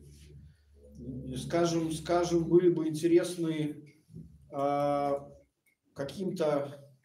Ну, например, вот есть, например, нефтяные компании, у которых нет собственной или мало собственной нефтепереработки, как Сургут, например, да? И они действительно на Беларуси, на этих заводах действительно много перерабатывали. Так вот, смотрите, есть такой параметр, какая доля нефтепереработки у нас была давальческой нефти. Чем она выше, тем больше был интерес России. Ну, понимаете, да, это параметр, показывающий интерес их к переработке у нас. Еще лет 5 назад она была около 40-50%. Сейчас она почти равна нулю. Весь смысл налогового маневра в нефтяной отрасли в России в том, чтобы сделать выгоднее экспорт сырой нефти, а не нефтепереработку внутри. Для того, чтобы нефтепереработка случалась, поэтому их и стимулируют вот этими отрицательными акцизами, которые иначе бы никто не занимался. Поэтому, строго говоря, и не очень-то ему нужны эти заводы вообще-то. Ну, разве что только потому, что они в целом, в них вбуханы огромные деньги в модернизацию, и они действительно заточены на переработку сорта бренд, который, как вы знаете, хуже по качествам, чем... Ой, то есть не бренд, а Урals. Потому что, ну, это только русские так умеют. Есть прекрасная нефть, которая лучше, чем бренд, чем нефть Северного моря, которая добывается в Восточной Сибири. А потом она смешивается с Поволжской нефтью из Татарстана и Башкирии, которая сернистая, кислая. И получается сорт Урals. Ну, как бы, вот.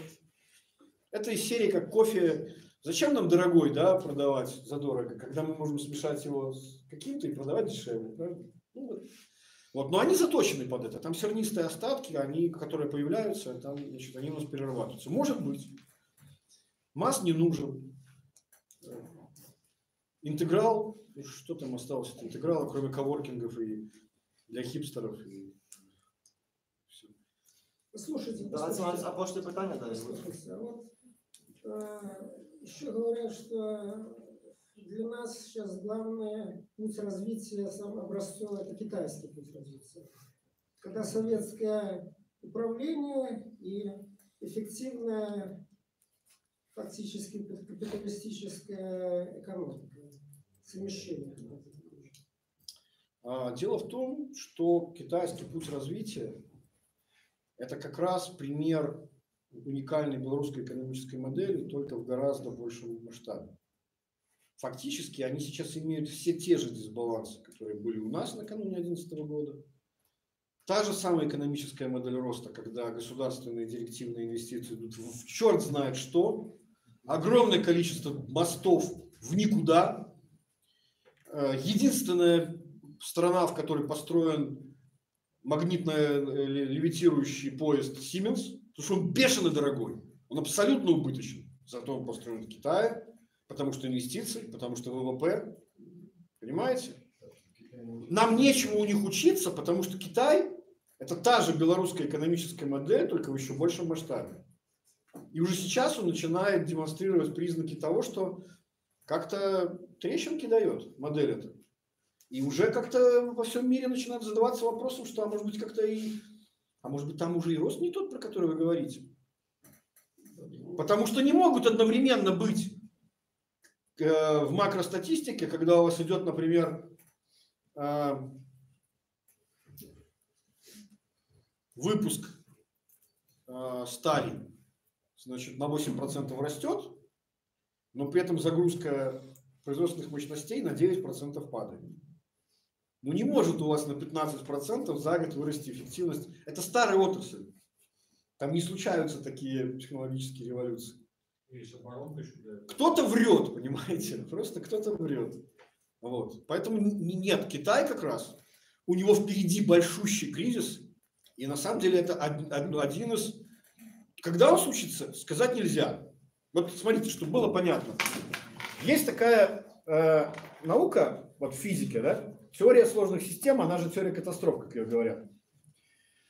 Значит, или, как правильно по нее говорить, теория неравновесных фазовых переходов. Обычная экономика интересуется равновесными состояниями. Вот, например, если я возьму линейку, начну ее гнуть, да? Пока я прилагаю силу, она изогнута. Я перестал ее гнуть, она стала снова ровной, правильно? А что будет, если я буду продолжать ее гнуть? Мы знаем, что у нас неизбежностью сломается.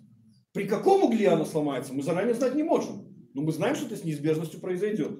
И после этого случится то, что называется неравновесным фазовым переходом, и она перейдет в другое агрегатное состояние. Она уже не будет ровной. То есть точно так же и с кризисом. То, что он случится, это совершенно очевидно. Вопрос только когда, как долго можно будет оттягивать свой конец, простите меня за такое выражение. Даже в Америке. Еще раз, Америка сейчас... послушайте, еще раз, вы прослушали, что я говорил. Я говорил о том, что есть страны, которые выбирают такую модель экономики, которая с неизбежностью создает рукотворный кризис, а есть страны, в которых модель собственного будущего кризиса туда не заложена. И они являются результатом каких-то внешних шоков. Возвращаясь к теме заявленной лекции, можно вероятностную оценку, что власть решится на какие-то ни было серьезные преобразования до 2020 года? До 2020 не решится. Не решится. Ноль. Не решится. Нынешний сейчас мой базовый такой сценарный прогноз, из которого исхожу, заключается в том, что у нынешнего правительства двойной мандат. Первая часть этого мандата заключается в том, чтобы сделайте мне красиво до выборов, чтобы ничего не произошло, чтобы никакого обвала не было. А потом уже, когда, помните, президент говорил, и хватит уже думать 25-м годом, надо думать и дальше. Ну, то бишь, я подозреваю, что все-таки они же все не глупые люди. Их же не шантажом, ну, как бы, и насилием заставляли эти посты занимать, правда? Вот. Ну, как бы, человеку идти с миссией, как бы, давай ты ничего делать не будешь, ну, тоже как-то глупо, да? Поэтому я верю, что какая-то есть вторая часть этого соглашения, суть которой заключается в том, я знаю, что вы хотите проводить. Я знаю, что вы знаете, как это нужно делать. Но сейчас не время. Вот закончатся выборы, закончится война, вот тогда и заживем, да? Ну, вот сейчас мой такой сценарий. Потому что все-таки, смотрите, еще раз, уже год назад даже, да, 2 года назад было понятно, что до 2020 года, до следующих выборов никаких реформ не начнется, потому что важным условием для того, чтобы они начались, нужно наличие специфической системы социальной защиты тех людей, которые будут высвобождать, вот тех самых избыточно занятых людей, которых у нас сейчас нет. У нас сейчас система не социальной защиты безработных, а система социального наказания безработных. Суть декрета номер 1. Смысл этого декрета выдавить просто вот эту излишнюю массу за... Еще раз, я же цитировал президента. Он же уже сказал, цель достигнута. Люди готовы работать за любую зарплату. Или уехать куда-нибудь. Скажите, пожалуйста, в экономику какой страны не заложен кризис? Вы это сказали? Назовите эту страну. Польша. Кстати, прекрасный пример. Прекрасный пример. Больше всего выезжает с Польши. Подождите. Не. Больше всего въезжают в Польшу. Украина, Белоруссия сейчас... Подождите, дайте я договорю. Подождите, дайте я договорю. По поводу, почему прекрасный пример Польша? Это единственная страна вот этого нашего региона, которая не имела экономического спада даже во время Великой рецессии. Почему? Потому что у нее была возможность девальвации национальной валюты на 40%, доходила до 60%, потом год закончился 40%, в течение 2009 года. И они показали экономический рост. Это то, что наш Нацбанк называет механизмом демпфирования внешних шоков. Так вот, что вам было понятно.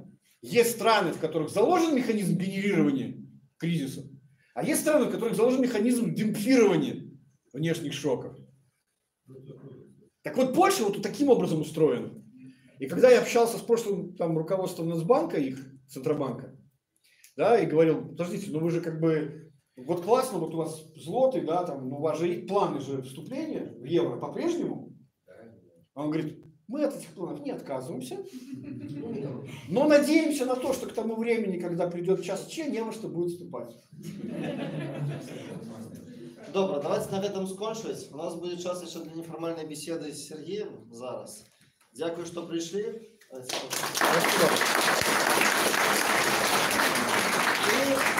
Хочу нагадать, что мероприятие было организовано Центром новых идей. Подписывайтесь на нас в социальных сетях, читайте, там регулярно заявляются аналитичные артикулы, приходите на наступные. Там, кстати, есть хорошее мое интервью. Да, 2 серии интервью с Сергеем есть. Ну, смотрите, сами, к сожалению, формальная часть закончилась. Я задал основные вопросы с чата, наиболее толковые Сергею. Всем спасибо. Сейчас неформальная часть. Я не заканчиваю трансляцию, она будет продолжаться. Мы посмотрим, что сейчас еще происходит.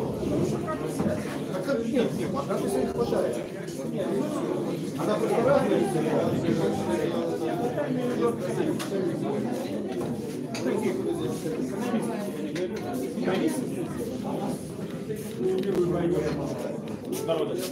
Что? Ой, здесь.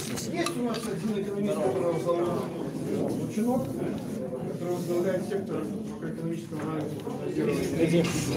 Что? Где живешь? Барань. Я пробиваю финансование под фест Рошенська битва. Ну-ка проскрутиться. Ти ввогуле був на Крапивинском поле? Планирую съездить. Тебе ближайших 2 тижні. Ну, есть какие-нибудь будний день, как можно было с тобой выбраться, я тебе проплачу дорогу, и мы с тобой, сгоняем на Крапивинское поле. То бог ты можешь заплывать, это какая-нибудь там, грубо говоря, Середа там. Понятно, моя задача какая? Грубо говоря, мы походим по этим Крапивинским поле 2 годины. То бок там же і камяні ёсць, то бок, ну, там уже такая дзейнасць. Ну, то бок вогуле там мясціна, але трэба будзе прынуць сабе што-небудзь, ну, то бок типа валенкаў. Нет, такого нет. Нема нічого. Нет, так это пойдет. Ну, просто у тебя ну, по снегу там люди, ну... Нет, я знаю, я через поля часто иду, возвращаешься с вокзала. Оно и сейчас идет. Да, останется. На YouTube канал Подписывайтесь, там много трансляций. Запиши мою телегу, пожалуйста. Добро? Ну, мы с тобой спишемся конкретно на коня. У меня ручки нет. Блин, ну в телегу, ну куди можна? О, Крапіну, всім привітання, господарство. Великий дякую, що були на трансляції. Живе Беларусь там усі. Так, сейчас я переключу фронтальную камеру. Не треба. А чего ты так шипуешь? Ну окей, ладно, хорошо. Ось, тому зараз можна там на автоматі. Да, стрим идет до сих пор. Да, давай туди подивимося. Ось сюди можна поставити.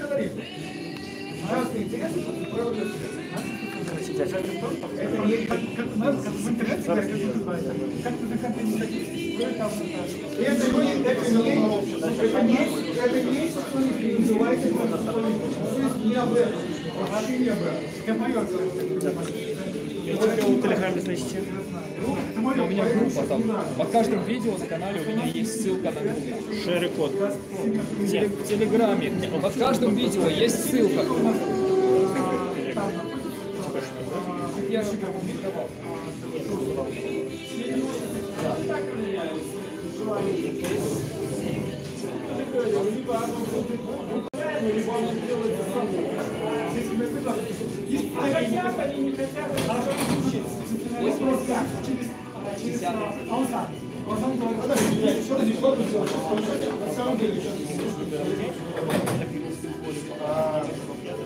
Дело в том, что как туда доехать? Що я знаю, транспорт. Ну, это ж там маршрут дорога, там же я ездил, там же автобусы рейсовые. Я смотрел на по карте, не шел конкретно доехать, я знаю, туда Там ближайшая вёска. Не, там ближайшая вёска. То есть иди разрегистрируй, все. Я тебе поговорим да, вот после завершения. спешаюсь, я зараз не смогу. Ну, понятно. Окей, хорошо. Предотвращением катастроф, чем потом заниматься... Просто я это кратко думал спросить, в чем задача? То есть меня просто снять? Нет, мы с тобой походим, ну, поразмовляем на камеру, стрим. А, ну, понятно. Снять. Согласен. А вот зато, когда там все залило, потом уже можно приезжать, демонстрировать, как там, ну, понимаете, да? То есть, это, к сожалению... Окей, вот идет неформальная часть. Сергей отвечает на вопрос. Думать, как это балансировать. То есть можно придумать. Поэтому, к сожалению, желание... Ведь, смотрите, когда очень плотный когда круг людей случится сам так и просто. все это решит, да? Всегда можно быть как-то, так это же не мы. Это само. Западная медицина у нас платят за болезнь, на Востоке за здоровье.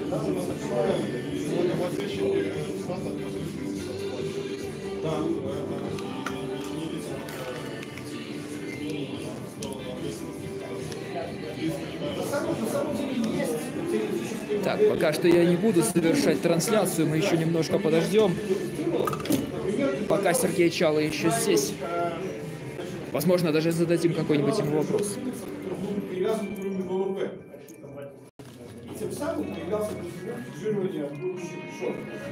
Но пока это на уровне... Когда снимали, где? В YouTube канал Серый Кот. Ой? Серый Кот называется канал. По-русски? Да, по-русски. Все это идет до сих пор. Стрим еще идет, не установлен пока. Если хотите, можете... Что? Чат в Ютубе там. Чат, да, в Ютубе. Там есть под видео ссылки на каналы, там, на Телеграм, на Дискорд, на всякие остальные сообщества. Можете ответить на вопросы, допустим, по поводу того, как насчет ожиданий, то есть, ну, как вам вообще лекция, понравилась ли или нет? Нет, давайте потом. Что можете Сейчас сказать? пока на этом самом на своей волне. Не смотрите экономику. А вот вообще канал ваш Что преследует? Ну, цель какая? Политический канал, ну, это политический блог, там трансляции с различных... Котик вот этот, да? Нет, не этот. Серый кот. Кот, да? Да.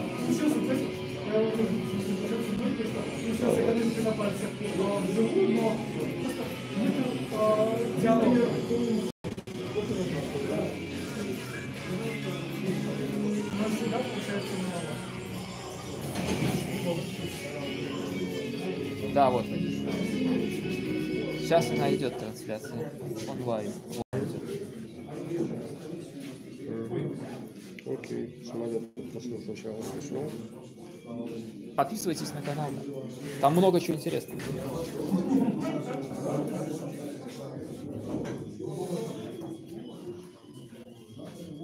Так. Кто-нибудь что-нибудь слышал новое по сравнению с экономикой на пальце? Ну, хрен его знает. Мы как бы отвечаем на любые вопросы. Спрашивают. Тут пришло достаточно людей, самых разных. Сейчас мы, возможно, еще зададим кому-то вопрос.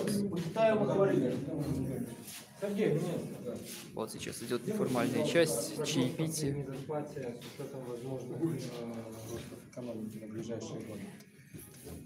Вы знаете, я думаю, что вот эти, ну вы же видите, какую удивительную сопротивляемость демонстрирует цифра 500 долларов. Да? Я думаю, что это и есть тот самый уровень, выше которого не получается. То есть тут же...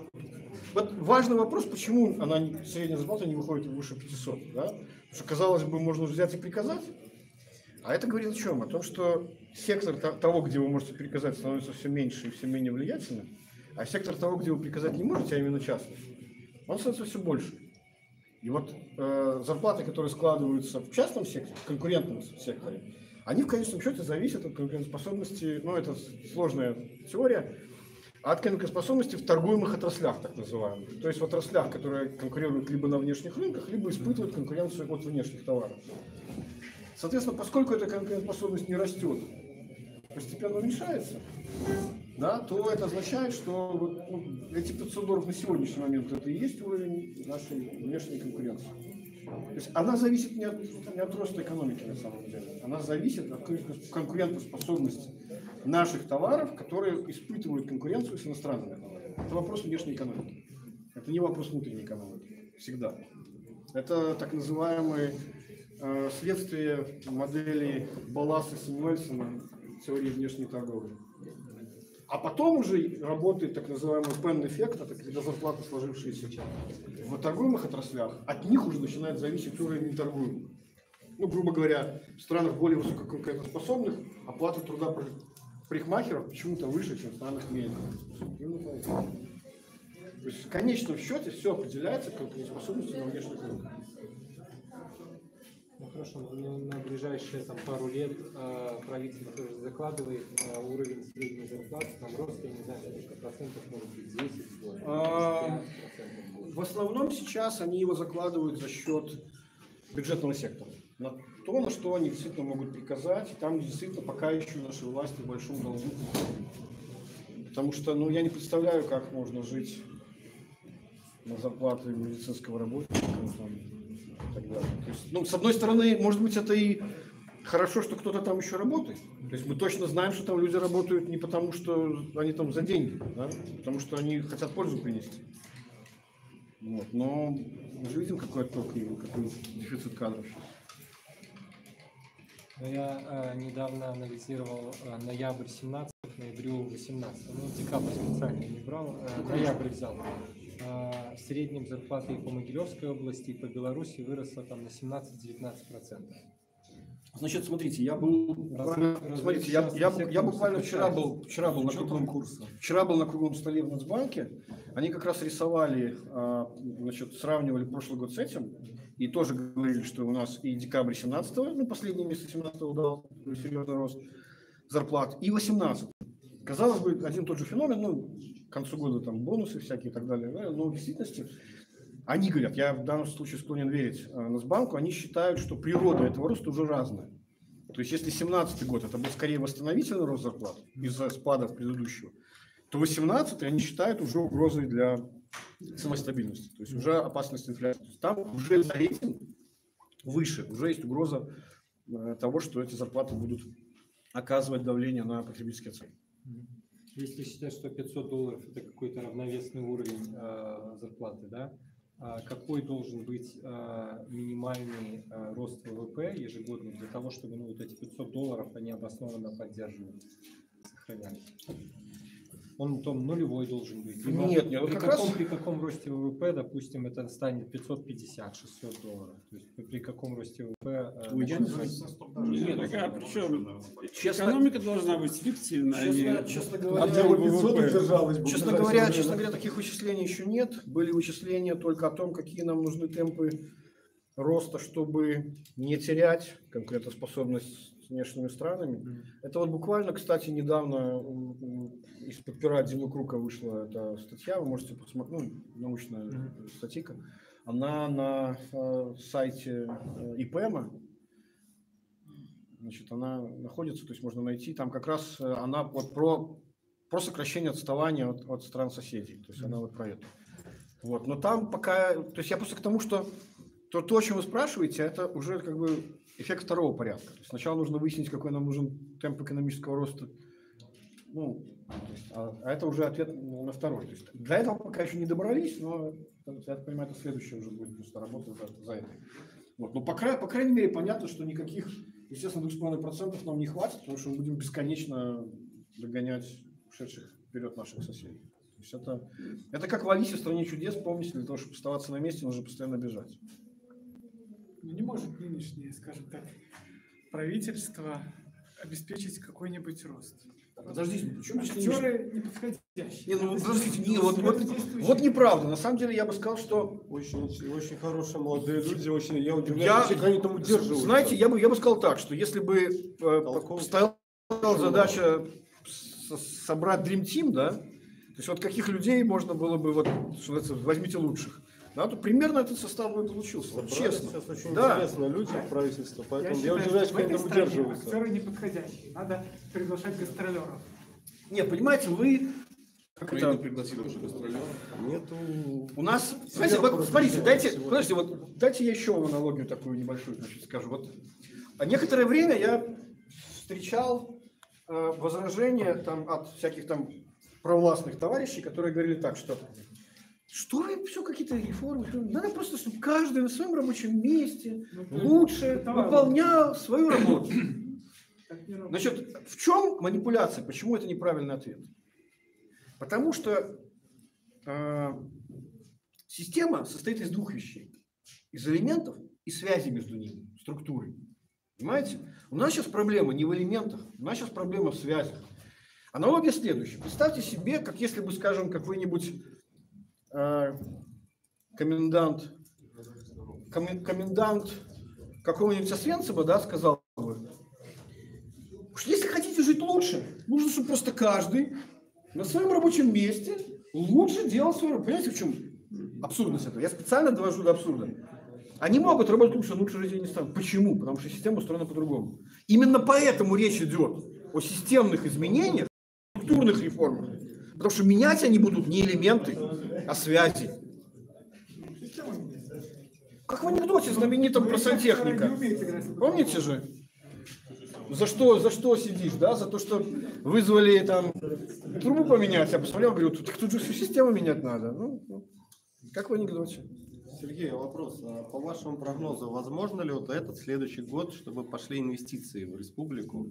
То есть, без изменения, допустим, судебной системы, то есть, как бы, есть ли вообще шанс? Во-первых, они идут. Но львиная доля инвестиций сейчас – это реинвестированная прибыль. То есть, смысл вот в чем. Значит, смотрите, что получается. То есть, гринфилда почти нет, новых инвестиций почти нет. Но зато те, кто уже тут, да, это из серии как вход рубль, выход 2. Да, то есть, да, куда вы уже денетесь, понимаете?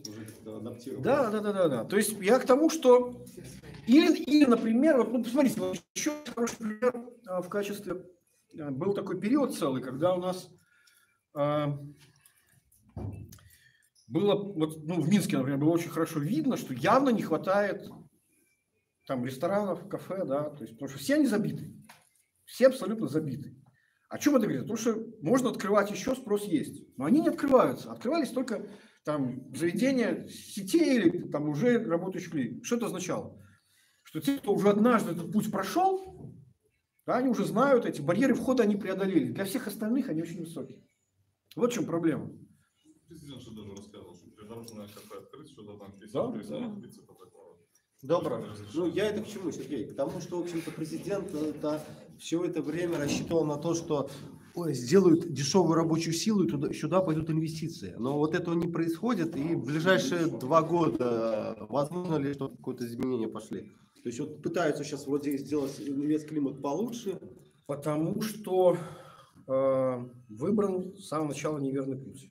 Надо строить не дырки в швейцарском сыре, да, льготы индивидуальные, то здесь, то там специальные режимы, зоны и так далее.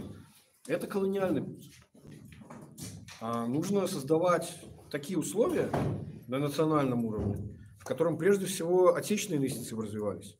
Вы понимаете, что есть самый первый показатель, на который смотрит иностранный инвестор, прежде чем прийти в страну? Не на льготы, а на то, что делают местные бизнесмены. Если они сами не инвестируют, они там же гарантированно лучше его знают, как устроен рынок, то какого черта ему сюда приходить?